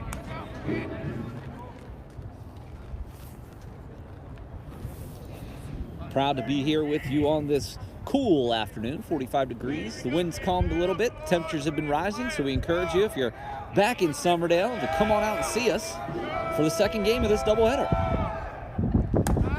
Good eye there for Miller. That's going to run the count to 2-1. You just really get the sense that every pitch right now is of supreme importance.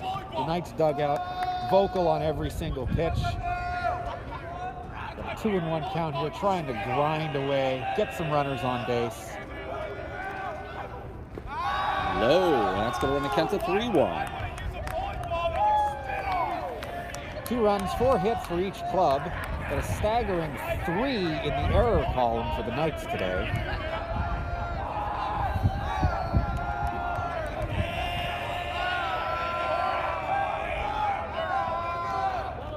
And Miller, the swing, it's going to be grounded out to second base, and Mont Alto will convert.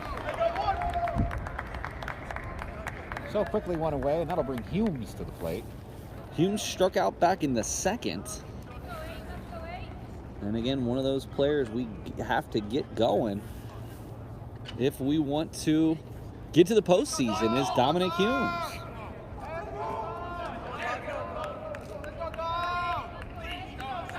Again, I'd like to see him shorten up his swing a little bit here and just get on base.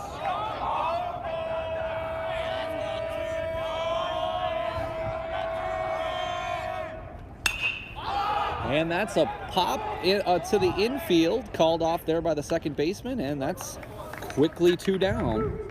1 pitch, another out. This is going to bring to the plate Brian Rodriguez, the sophomore.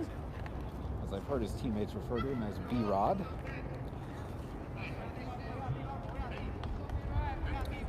All freshmen and sophomore on the team for the Knights. Obviously, Knights fans will know that Chris Rosario was the lone senior on the team last year.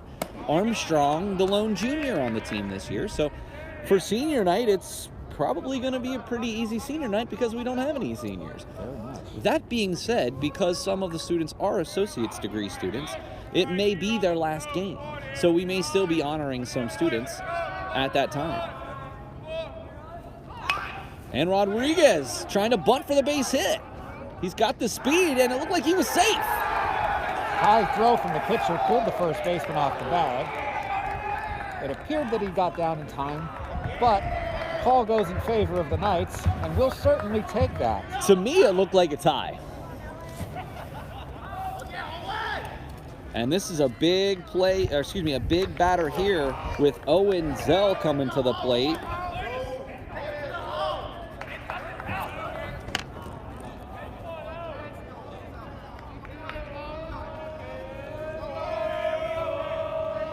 Owen Zell hitting 500 on the season in the 5 games we have stats for. A hit and run with 2 outs, a gutsy call, but Zell is retired. And that's a big deal moving into the later innings to get Zell and Rodriguez both out of there. So Stevens will lead off next time around. All right, we're going to go to the top of the 5th. It's 2-2 here at F&B Field. Interested in pursuing a career in criminal justice, legal studies, homeland security, or information technology? Central Penn College offers more than 30 career-focused programs in flexible class formats, including in-person, online, and hybrid courses. For more information, visit our website at www.centralpenn.edu. And we will be right back.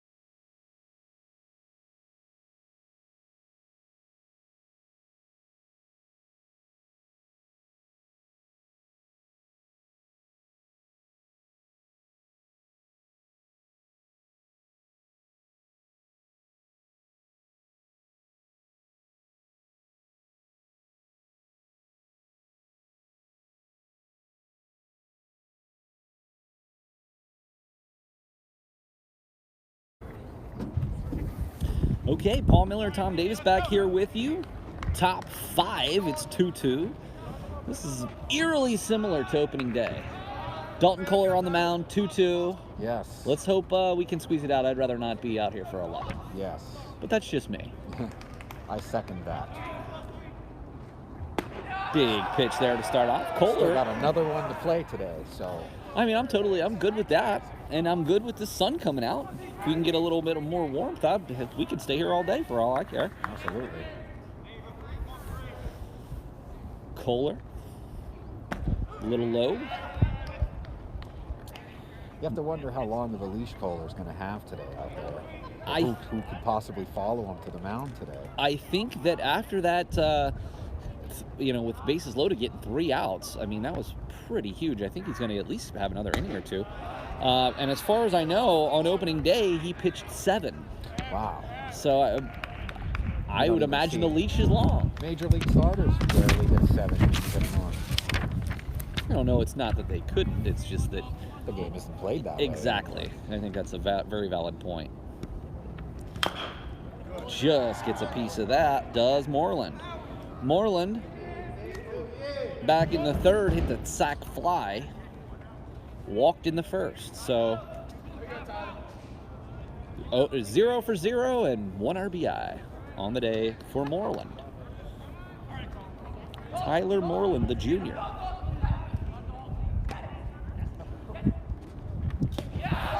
Just outside. Threw him a breaking pitch there, 2-2. Tried to get him to chase. But... Moreland also a pitcher. A lot of the Mont Alto crew also pitches as well. The full count, and he walks him. Getting that leadoff runner on again.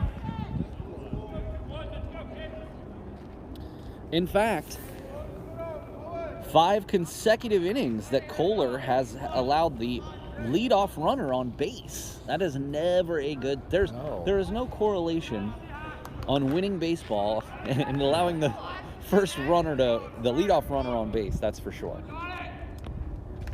But can they turn 2 here? That would be huge. Considering we still got a 2-2 ball game here in the 5th inning. Lent Vorsky here, singled back in the 3rd.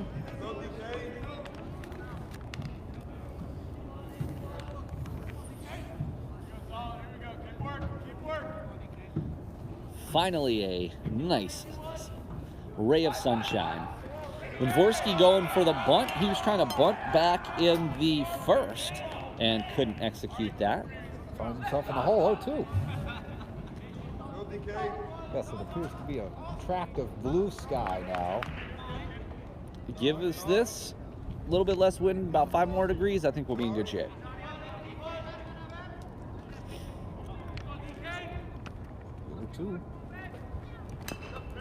Just got a piece of that one. A little nice slider there from Kohler. An 0-2 count. Can afford to waste one, but got him a chase. Just got a piece of it. You know, I keep thinking to myself, imagining what these gentlemen think about getting this opportunity to play here. Yeah, I have no analog to compare that to.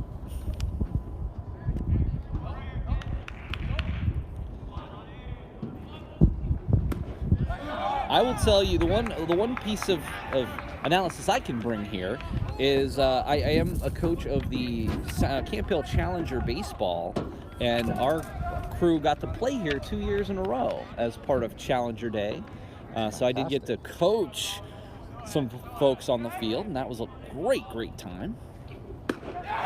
Big strike out there from Dalton Kohler, and that's his out pitch there, that little slider.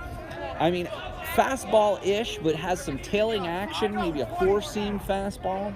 Your Challenger League was also able to take in a game at Fenway recently. Not only take in a game at Fenway, the adults and kids got to play, take BP on the field. Talk about a dream come true. Yeah, it was pretty incredible. Yeah, it's a wonderful organization. If any of you guys are out there looking for something, it's a little league for children with special needs, but we also have an adult league, and I am the commissioner of the adult league. So it's a lot of fun, and there's still some time to get signed up if you would want to before the season starts. Boyer, 1 to Zell. Over to Miller.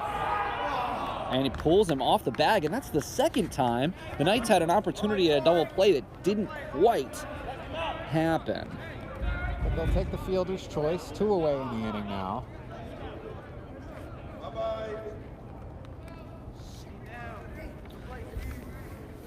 It's going to bring up number 33, Goodyear. Jarrett Goodyear, the sophomore, 3rd on the team in RBI this year. Also 2nd in walks. And a .455 on-base percentage. That's good enough for 3rd on the team. That's going to come straight back at us.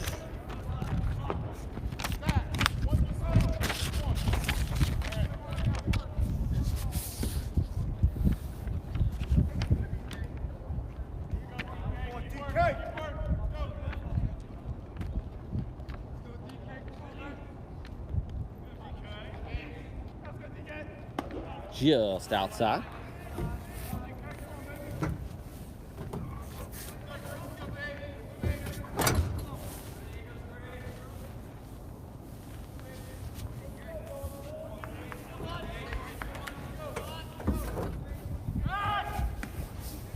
Keeping an eye on him at first base there.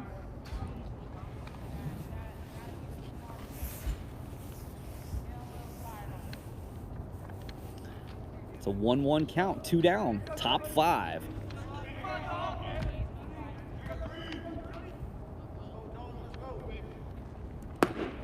Nice pitch, but a little low.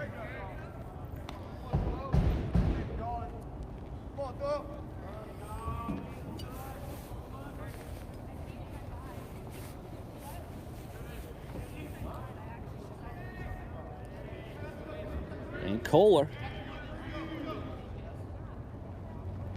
That's going to be a flare to left, and that'll get down for a single. Mack will move to second. That's a nice piece of hitting by the left-hander there. Got to give credit. Big out here for the Knights. Try to get out of this inning without bringing the top of the order back up. Smith. Smith singled and drove in a run and singled back in the 4th. So 2 for 2 on the day. Smith came into the day with a 158 average, but of course that's going to be improved with his 2 base knocks. Big cut there. Foul tipped into the mid. Just got a little teeny piece of that one.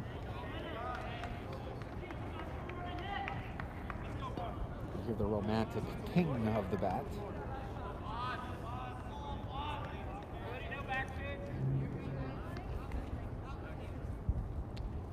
Kohler, little low, but again, Armstrong, you got to give him a lot of credit for how he has played today. Absolutely. He really keeps the ball in front of him well.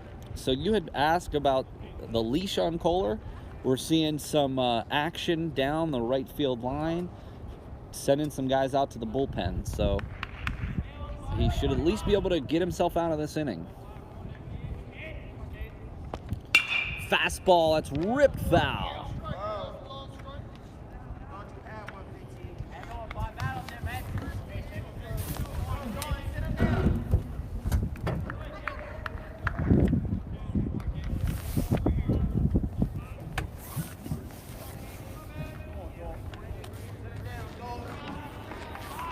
The crowd behind Kohler here.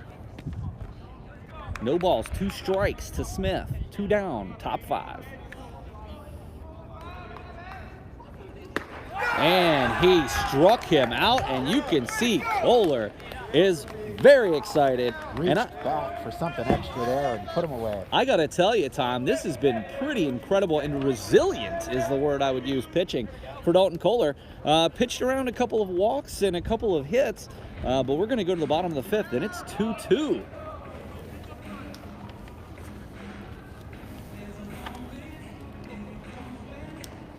For the 6th straight year, Central Penn College earned the military-friendly school designation. Currently, Central Penn has over 50 students who are either veterans or who are active in the military or National Guard. The Student Veterans of America Club is accepting new members. Students must be veterans or active military to join. For more information about the club, contact Club Advisor Dan Garisi at 717-728-2367. You know, one of the interesting things about our affiliation with the military at Central Penn is I've gotten a chance to meet some amazing veterans. Not only was former president of the Nightly News, Parker Rose, active duty in the Guard, but I've had the very fine opportunity to meet a wonderful bunch of veterans that I probably never would have gotten to meet otherwise, and just understanding their perspective and returning, you know, many of them as adult students to finish their education. So again, Dan Garisi, not only does he help our military students in terms of advising and things like that, he is also in charge of the AFA. So certainly if you are either a veteran or active duty, please reach out to Dan and see not only how he can help you, but how you can be a part of the Armed Forces Association. All right, we're going to go to the bottom of the 5th. Kohler, just a really unbelievable effort here, especially last inning, getting out of it with a bases loaded jam, this time striking them out, looking Smith to end the inning. It's going to come to bottom 5 here. We're going to see Stevens, Roman, and Armstrong, the heart of the order. Would have been nice to have Zell leading things off, but unfortunately he finished up the last inning. Stevens grounded out in the first, reached on a fielder's choice, and scored in the third. He's quickly ahead 1-0 here.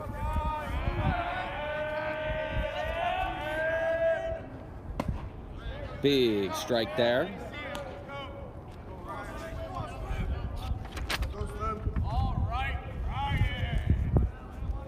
Like I said, always love to hear the chatter in the dugout.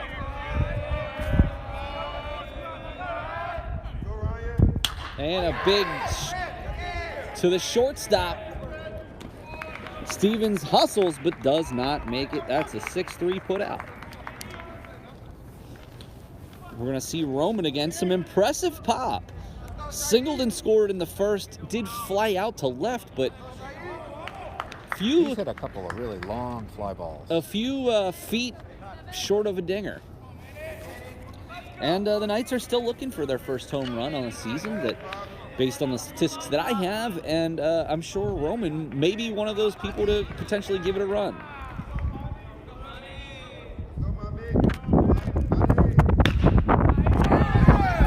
And that's a fair ball down the third baseline, but the left fielder does cut it off, and a great single there for Roman. So the Knights have something going here now in the bottom of the 5th.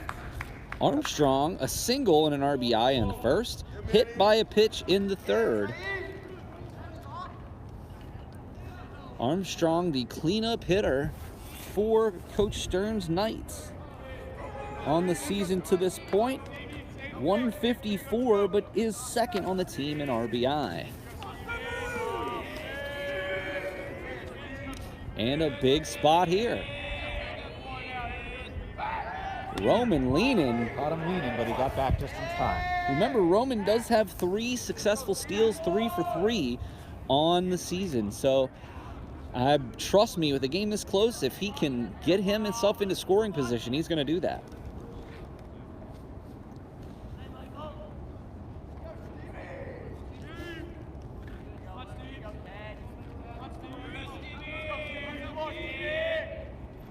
Armstrong shoots the gap there between short and third. So now with one out, we have 2 on. Zach Boyer struck out on the first, and a single and RBI back in the third. 2 runners on base. Umpires are deliberating about something.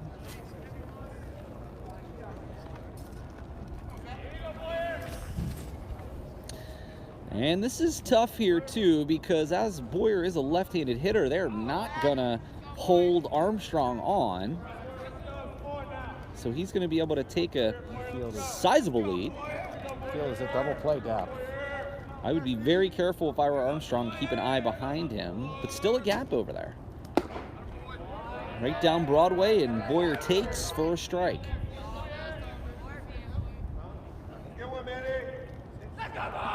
Big moment in the ball game here.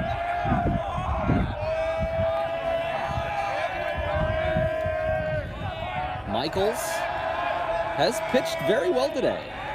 Around a couple of hits batsmen. Foul ball off his foot. Boyer did not take that one well. And he even wears a shin guard as well. Looks like it hit him right on the top of the foot. And Tom, they do make braces that go down over top of the foot for that exact same thing. I just wonder what the rules are with the USCA in terms of armor that can be worn at the plate. That's a wonderful question. I mean, some of the guys in the big leagues today, it's like they go up I know. with the armor on. Looks like Iron Man almost. Yeah.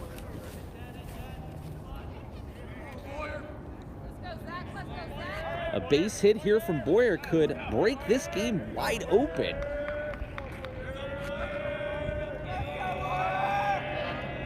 Michaels delivers, and that's a flare, and that's going to get down. Roman's coming home. The throw. He doesn't even need to slide.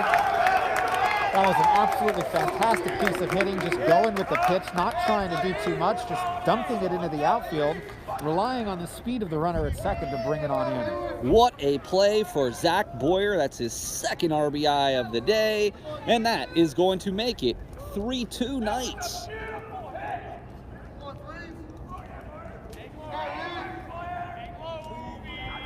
Still in business here. Runners on first and second with one down. Hoover. Hopefully Hoover opens the dam. Hoover hit 417 on the year. And they give him that call. That is the call that we've seen the most discrepancy on, that exact location. Yes, Hoover essentially just took a ball for a strike. Well, but at this point, you've got to know you've got to swing the bat there in that spot. I mean, Kohler struck out someone looking with that exact same pitch. And Hoover cues that foul.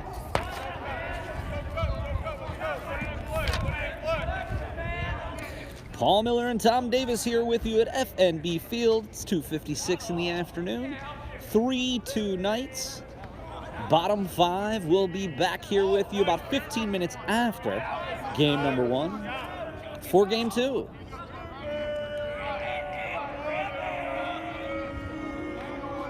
Daylight play at second. Nope. And Hoover grounds into the double play there, ending the inning. And that's a tough way to end that inning with some runs going. But the Knights lead 3-2 as we go to the top of the sixth.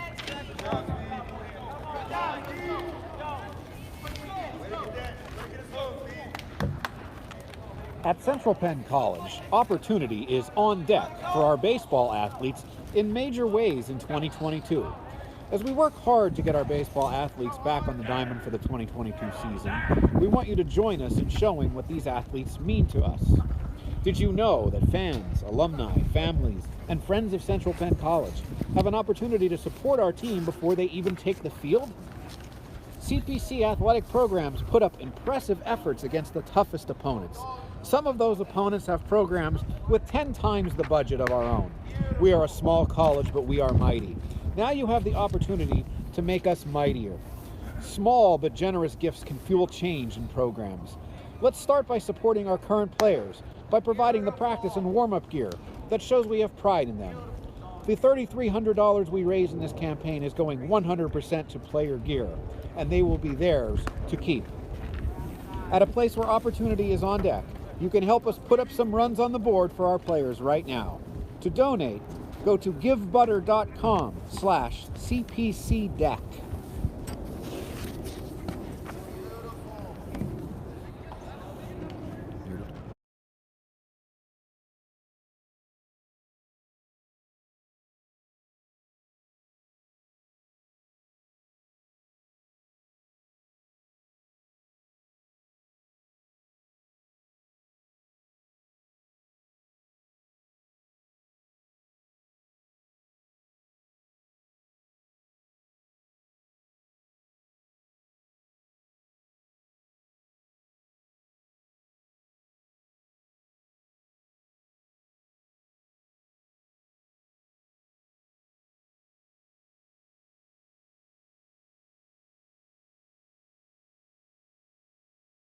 All right, back here, FNB Field.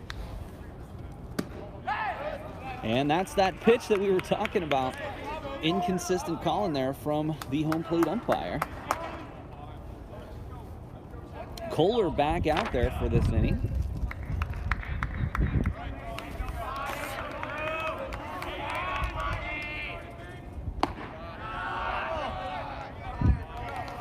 Back to the top of the order with Pine.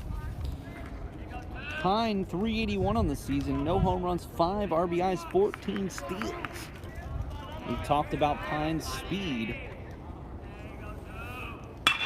And that's going to go to left. And that's going to get down. And Pine quickly battling for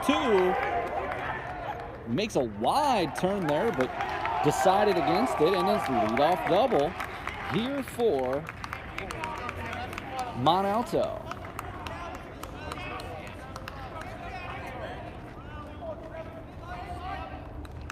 Again, in that interesting stat that we talked about, all 6 innings, Penn State Mont Alto has got the lead-off runner on base. Never a recipe for success. I will give Kohler an immense amount of credit.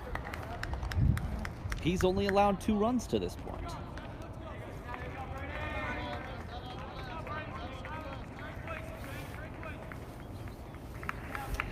But an uphill battle nonetheless.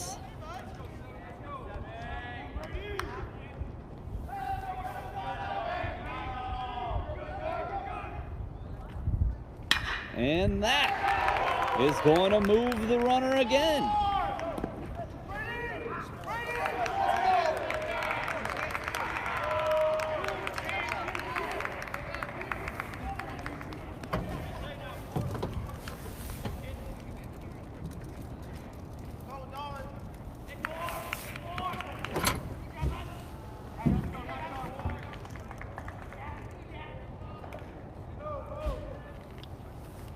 Knights have a lead, but for how long? First and third, no one out.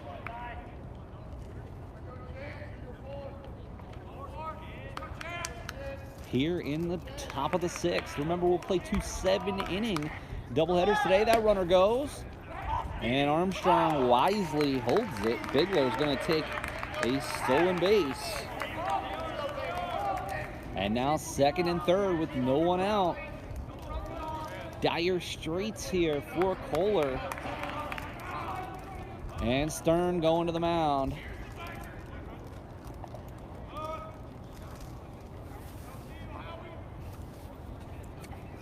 For a quick conference.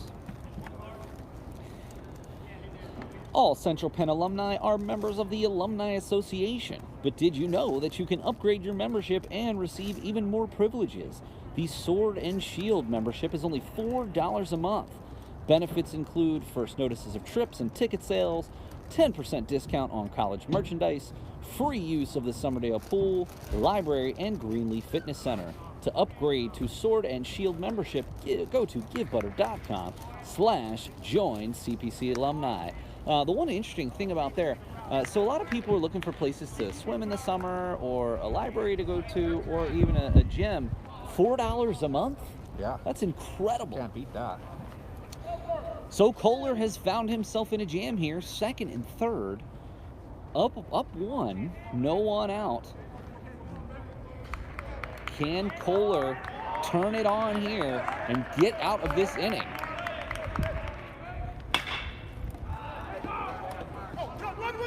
And Zell wisely goes to first. Give him the out there. That was a huge play. He did check the runner back at third base. It appears we might have an injury on the field. It's tough to see exactly what happened as both runners converged there at first base. And Miller going over sort of off camera there to check on McClure. McClure still down on the field. And it looks like he may have stepped on the foot of Miller on that play. And he is down. This doesn't look good currently.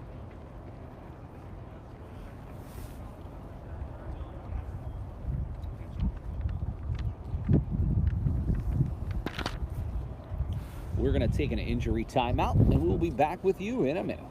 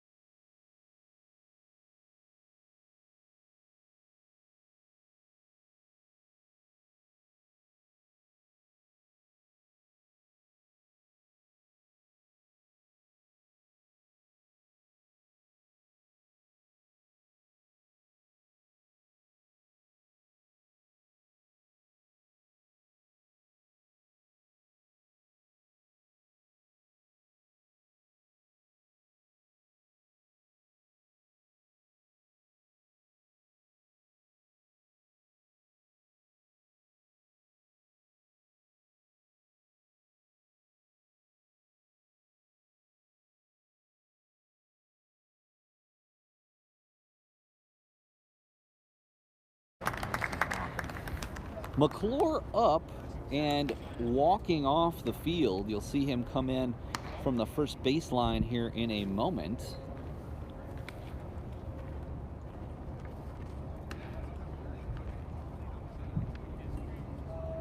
And that was a really tough play there.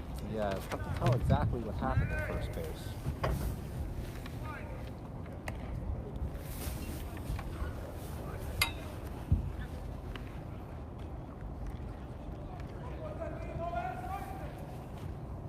And it's great to see McClure making it off the field there. Yes. Oh, well,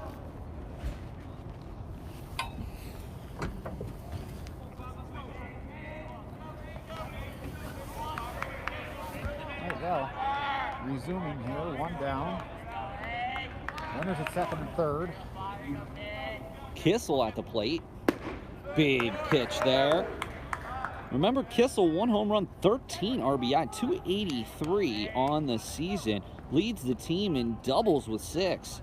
Runs the second with 14. So big batter here for Mont Alto. And Boyer does keep the ball in the infield. That was huge. Nobody comes in on that, but that will load the bases, which does present a double play opportunity. But it also does load the bases. Considering where we started with this inning, that's not the worst thing that could have happened.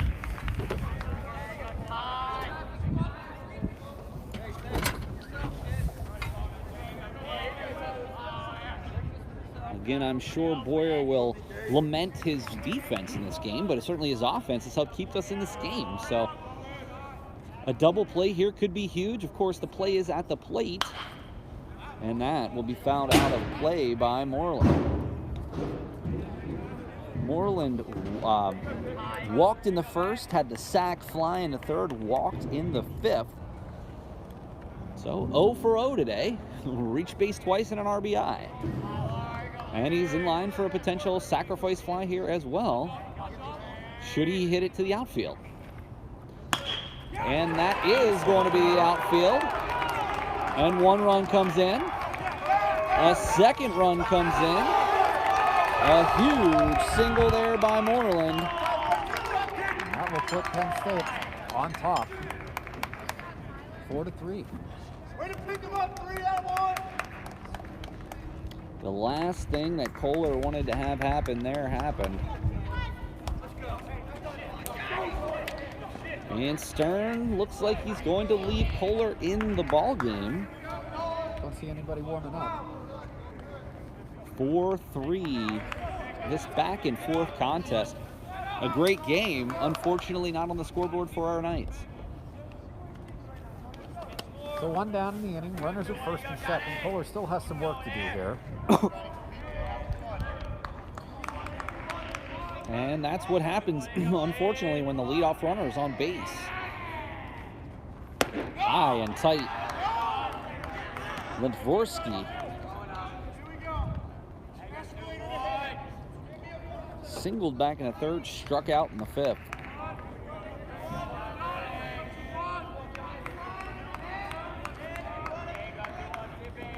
First and second, it's 4-3. Mont Alto leads. High for Kohler. And Stern is beyond the top step over there. He's on the field, so I think his leash is about as short as it's going to get at this point, Tom. Still can't tell if someone's warming up in the bullpen. But there was some action down there earlier. But yeah, the leash is pretty short now, I would think. And that is going to pop up. Out of play. Armstrong gave it chase, but it was out of play.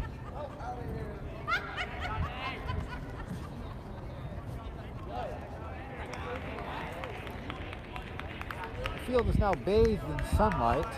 Absolutely love it. I'm sure the players do as well. I'm sure they do.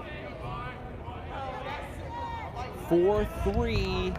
Knights trail after the leadoff runner got on, and Moreland knocked in 2 with that single. 3-0 now. Well, 3-1. That foul ball Yes. is a strike.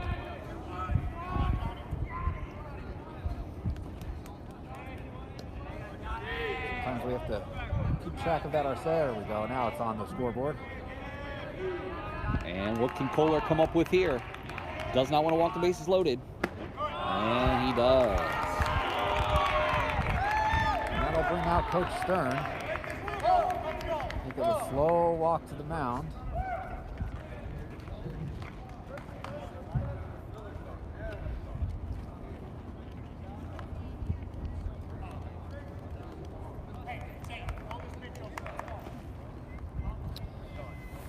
Looks like that's going to be it for Kohler. So Kohler's going to go down 5 1/3 innings. Responsible for the runners on base. Currently on the hook for the loss. The Central Penn Knights don't score. But you got to love that his teammates come out to give him some credit. Colby Edwards will now enter the contest. Colby started the first game of the last doubleheader that we had the opportunity of calling, and he pitched okay, but was a little wild and did take, I don't believe he took the loss in that contest. I believe no decision. He did take the loss in that contest. Zerbe picked up the win in the second game of that doubleheader. But Edwards is a returning player, very live arm, and this is about as tough of a spot as you can come into. Bases loaded, only 1 down.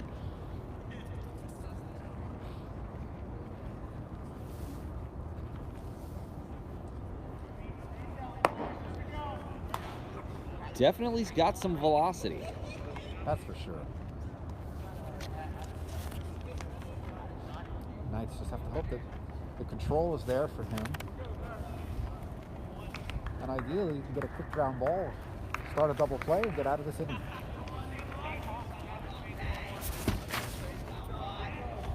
My apologies. This is Matthew Ricard, the freshman from Harrisburg. And this is his first appearance on the season.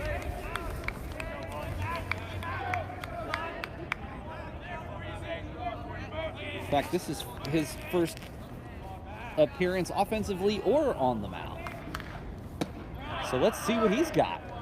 I guess that's another sign of confidence in your coach when they're going to put you in for your first pitching appearance with the bases loaded and 1 out. Absolutely. Trial by fire. Sort of kind of how I learned how to swim. And he's got some glove-popping velocity here. But the Knights have got to get out of this inning.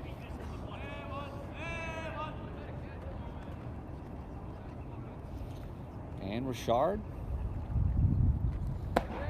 got the strike there, and he's going to run the count to 2-1. Still only 1 out here in the top of the 6th inning. Mack reached on the fielder's choice, struck out and reached on the fielder's choice. So 0 for 1 on the day for Mack. Spins that curveball just a little off the plate. May have been a slider. Mack is hitting .250 on the season with 9 RBI.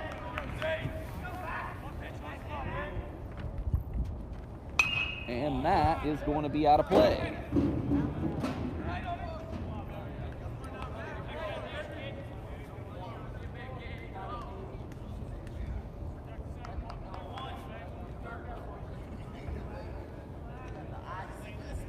Ready for the 3-1.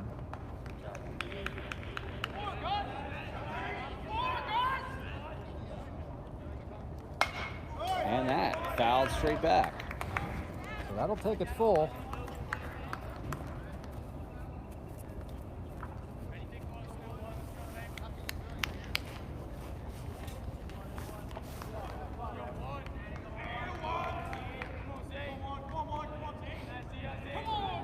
Big pitch here.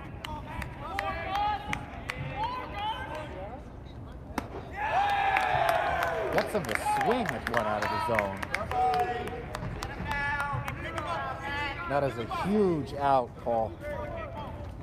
33, you back? Stay with one more out to work with here. Ahead 4-3. Again, bases are still loaded. Knights just need an out.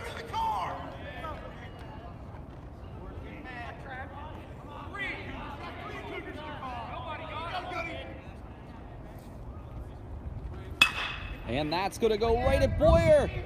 And he's going to take it, and he's going to get the Knights out of this inning. But that is not before the damage is done. 2 runs come across for Mont Alto, and they now lead. Going into the bottom of the 6th, 4-3. Ever consider working on campus? Visit the financial aid office to learn about work-study opportunities for students. Positions are available across campus, the front desk, the learning center, athletics, and more. Students must have been enrolled for at least 1 full term and be in satisfactory academic standing. Contact Amy Lloyd in the financial aid office for more information.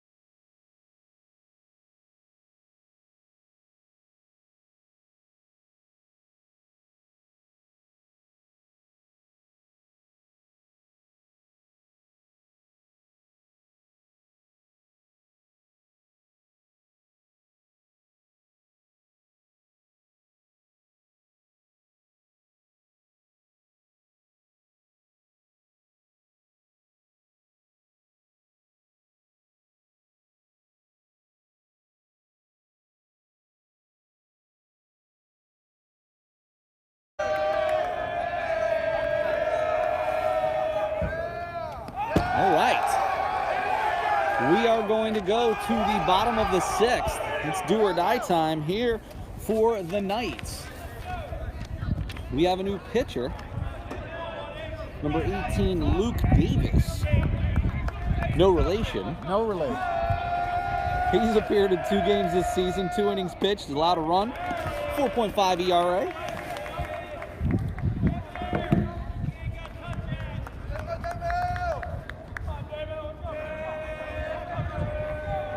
So I think Michaels did it.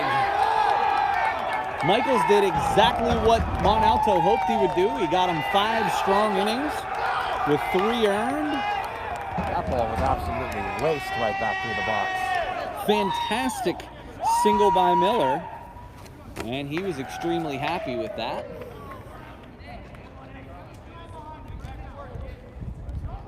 So we're going to see a pinch runner here. The leadoff runner getting on base, going to bring in number 9, Nick Fulton.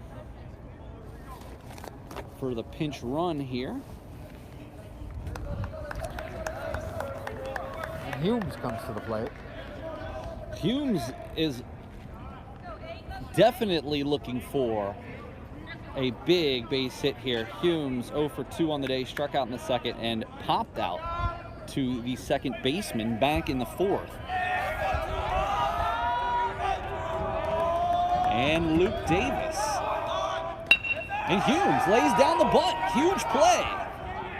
Fulton Gets that runner up to second base in scoring position, so the tying run. and Rodriguez along with Zell. So can Rodriguez do something here? Rodriguez did bunt for a single back in the fourth inning.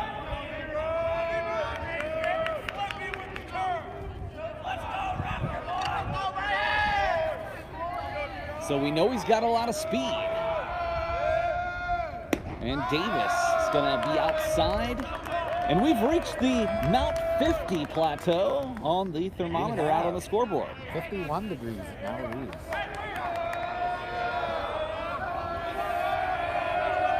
Fulton on second represents the tying run. Big cut there from Rodriguez, can't connect. And that's going to bring the count to 1-1. Threw him a changeup in that count. Rodriguez looked like he was sitting fast, as you would in that count.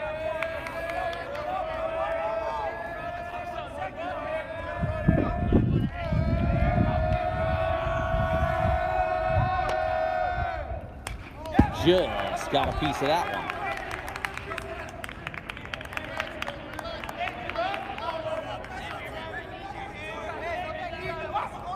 Chatter really picking up in the Knights dugout.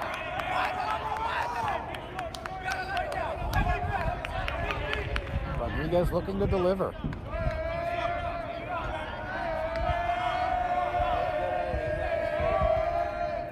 Wow, how did that not hit him?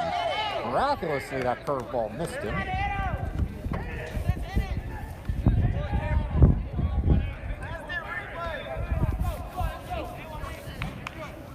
Surprised that they didn't give him the base there. I don't know how that ball missed him. Well, he's definitely like sort of like a matrix maneuver there.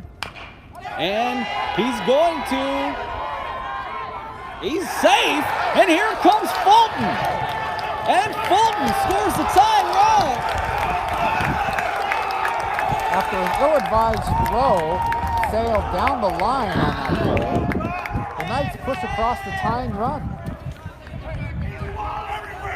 Huge play for the Knights. After that sacrifice. Really put pressure on the defense there with that bunt to the right side. And based on his speed down the line, it's going to be a tough play all day.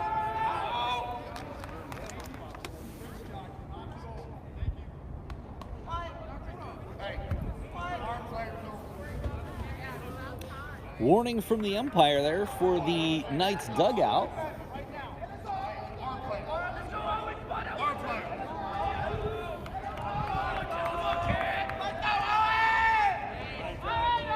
And Zell.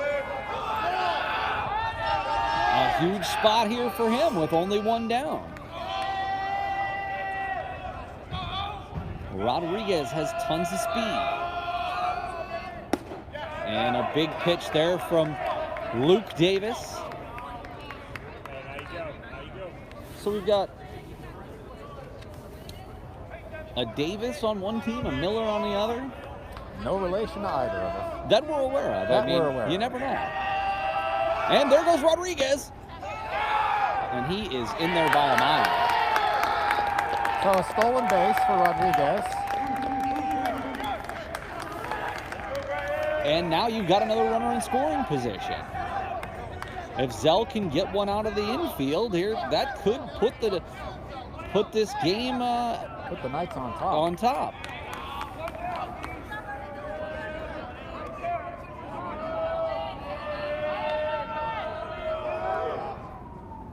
Way inside. Brushed him back a little bit there.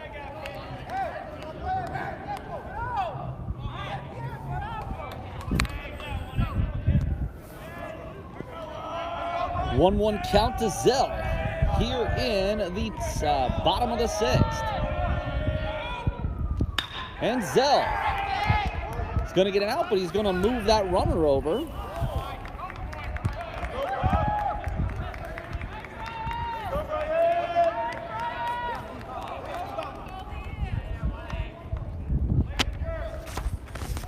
So that leaves a runner on third base with 2 down in the inning now.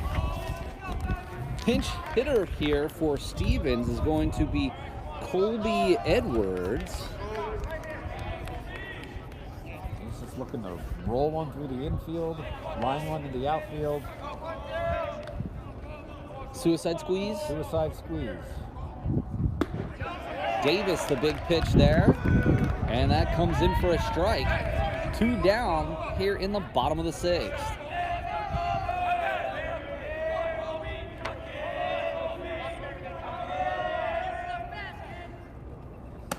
A little high for Edwards. He leaves that up there. Can't do anything with that pitch.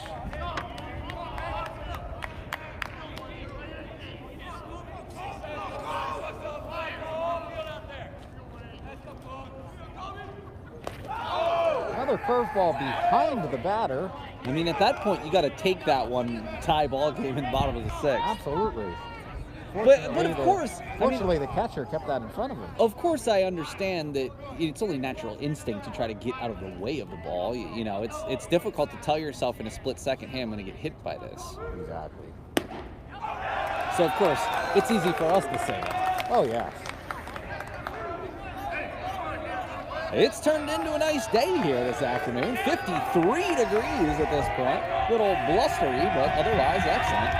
And it's 4-4. And Colby Edwards. Can he leg this out? He does! Oh my gosh. Wow. A bang-bang play at first. Umpire calls him out. Unbelievable. And that ends the inning with the score tied at 4. Looked safe to me, but again, we don't necessarily have the best vantage point. Well, that's going to do it for the bottom of the 6th. Hey, the Knights claw back and tie this ball game up at 4. Calling all gamers. Central Penn College was recently accepted into the National Association of Collegiate Esports. We are now a part of the association that boasts more than 130 schools and 3,000 plus student athletes. If you have any interest in the Central Penn Gaming Club or the esports program, please reach out to club advisors Michael Picote or Donnie Lewis.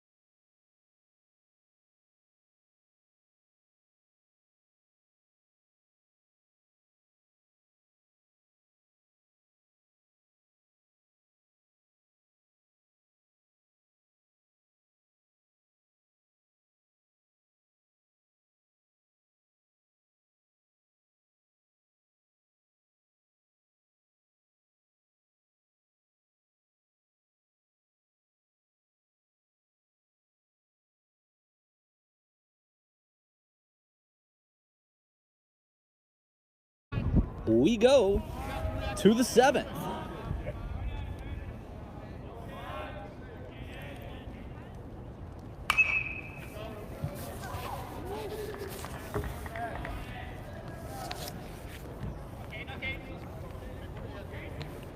It is tied 4-4 here in the 7th inning, top 7. Of course, these are 2 7-inning doubleheaders, but of course we will go to extras should we need to.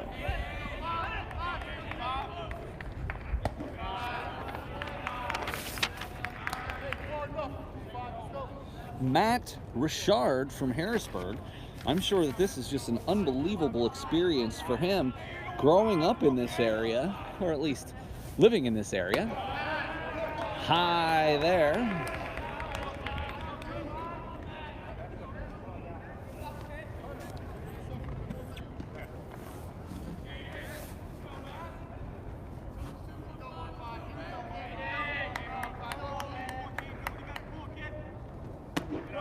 Outside, runs the count to 2-2.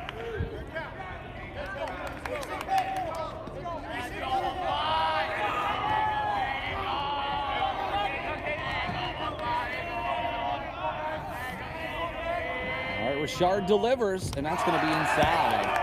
And he walked him.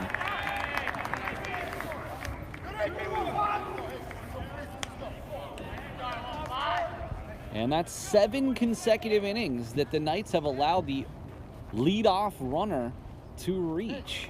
Never a way to win ball games, but fortunately it is. Especially in the final frame here. Of course, it is tied at this point, so they've been fairly lucky to get away with it.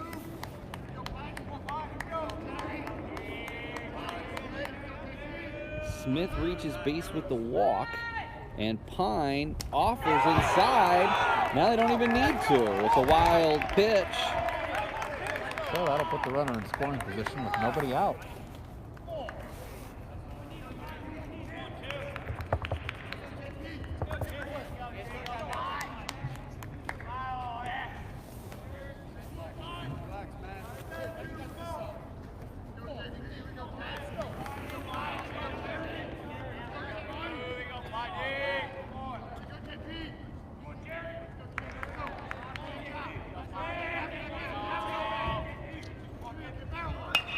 And the bunt, nice play.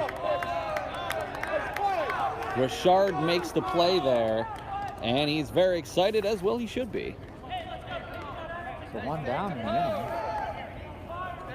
It's going to bring up Bigler, struck out in the 1st, doubled and scored in the 3rd, popped out in the 4th, and singled, stole a base, and scored in the 6th. 2 for 3.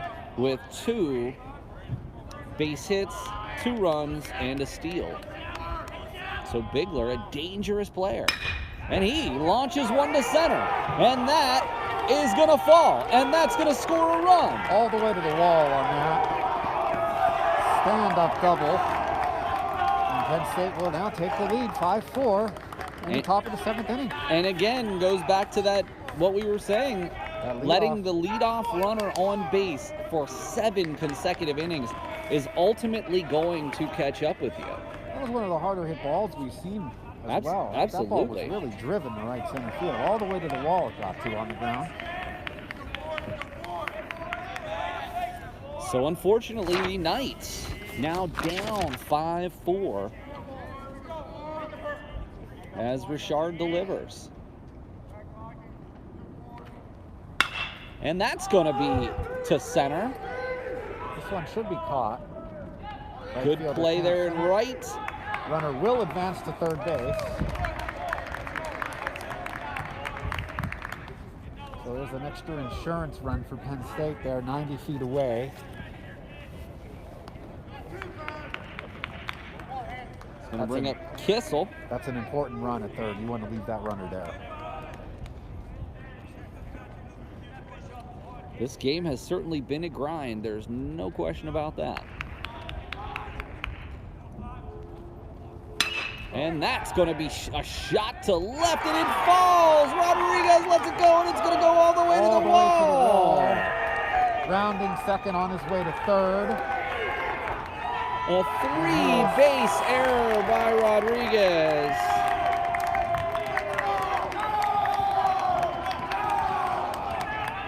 Bigler scores, and that makes it 6-4. Runner still at third base.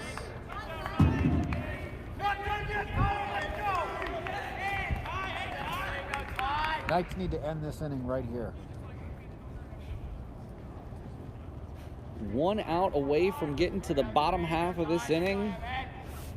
And Richard thought he had it, but Rodriguez couldn't come up with it out in left. I will say, in his defense, That was a tricky line drive. the tricky line drive, but the sun right in his eyes and didn't have his shades down. Yep. And it's tough. I mean, do you wear the shades or not? You know, with the way that the sun's been in and out, it's definitely tricky. And it was a tough read off the bat because he kind of froze for a second. He wasn't sure which way to break. Hoover at third. He's got to make this play, and he does. And that will retire the side, but not before the damage is done. Penn State Mont Alto tacks on 2, and they're going to make it 6-4 as we go to the bottom of the 7th. Staying active just got easier. For those striving to be more active, our athletic department has recently launched Sir Will's Rec Rentals, a new initiative that enables students to borrow sports equipment, sign out basketballs, volleyballs, and more to use in our outdoor rec areas. Stop by the Underground to borrow equipment for up to 7 days and get your game on. And we'll be right back.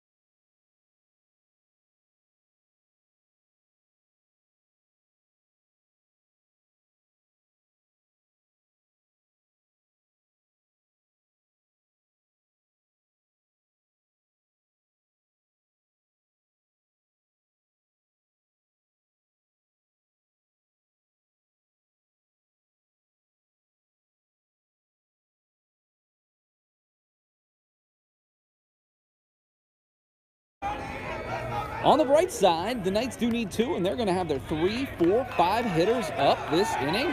If we're going to come back, now is the time. Roman is going to lead off. He singled and scored in the first, flew out and singled and scored in the 5th. 2 for 3 on the day with an RBI and, 2 for 3 on the day with 2 runs scored for Roman. He's ahead 1-0. Inside. So quickly ahead 2-0. Roman just needs to get on base here. Of course, you'll take a leadoff double as well. Or a home run, or a grand slam, which isn't possible, no one on base. Right down Broadway. A little high there for Moreland. So we have a new pitcher here for Mont Alto is Moreland.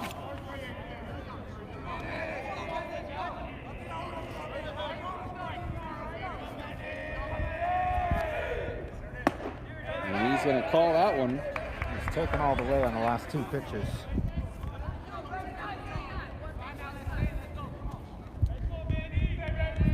So Michaels went 5, Davis came in for 1, Moreland is summoned for the 7th. It's very close to out of play, but does reach the seats. And that will run the count full.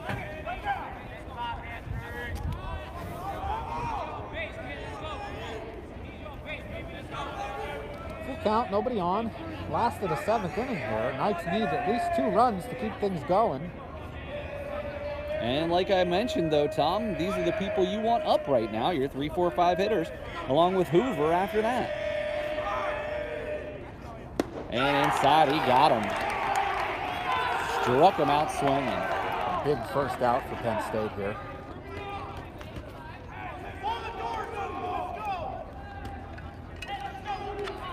And Mont Alto on fire lately. As I mentioned, they have won. They're 6-4 on the season, right? They're 9-5 on the season. 7 of 8 have they won. Only dropping a March 21st contest to Messiah. Otherwise, some pretty incredible numbers here, including a 3-game sweep at rival Penn State Fayette last weekend. That's the call there. It's on the inside strike. They've got a 3-game, as you'd say, triple header here, Saturday and Sunday at Penn State Du Bois. 2 up, 2 down, and it is down to the final out as Zach Boyer coming to the plate. Boyer 2 for 3 on the day, 2 singles and 2 RBI. Boyer's had a good day at the plate. Ken Moreland locked down this contest. 1 ball. Paul Miller and Tom Davis here, of course, will be right back with the second game of this doubleheader about 15 minutes after we go off the broadcast here. And they're going to get that outside call, which again is one of those inconsistencies we've talked about all day long. That call appeared very generous there on the outside. Maybe the umpire's cold. Is Paul. this a naked gun situation? It's Enrico Palazzo. And Boyer gets good wood on it, but is not going to go, and that is going to do it. Well, at the end of game 1, Penn State Mont Alto is going to be victorious 6-4 over Central Penn. That's going to do it for us here this game. We will be back here in about 15 minutes for game 2. For Paul Miller and Tom Davis, we'll see you again soon.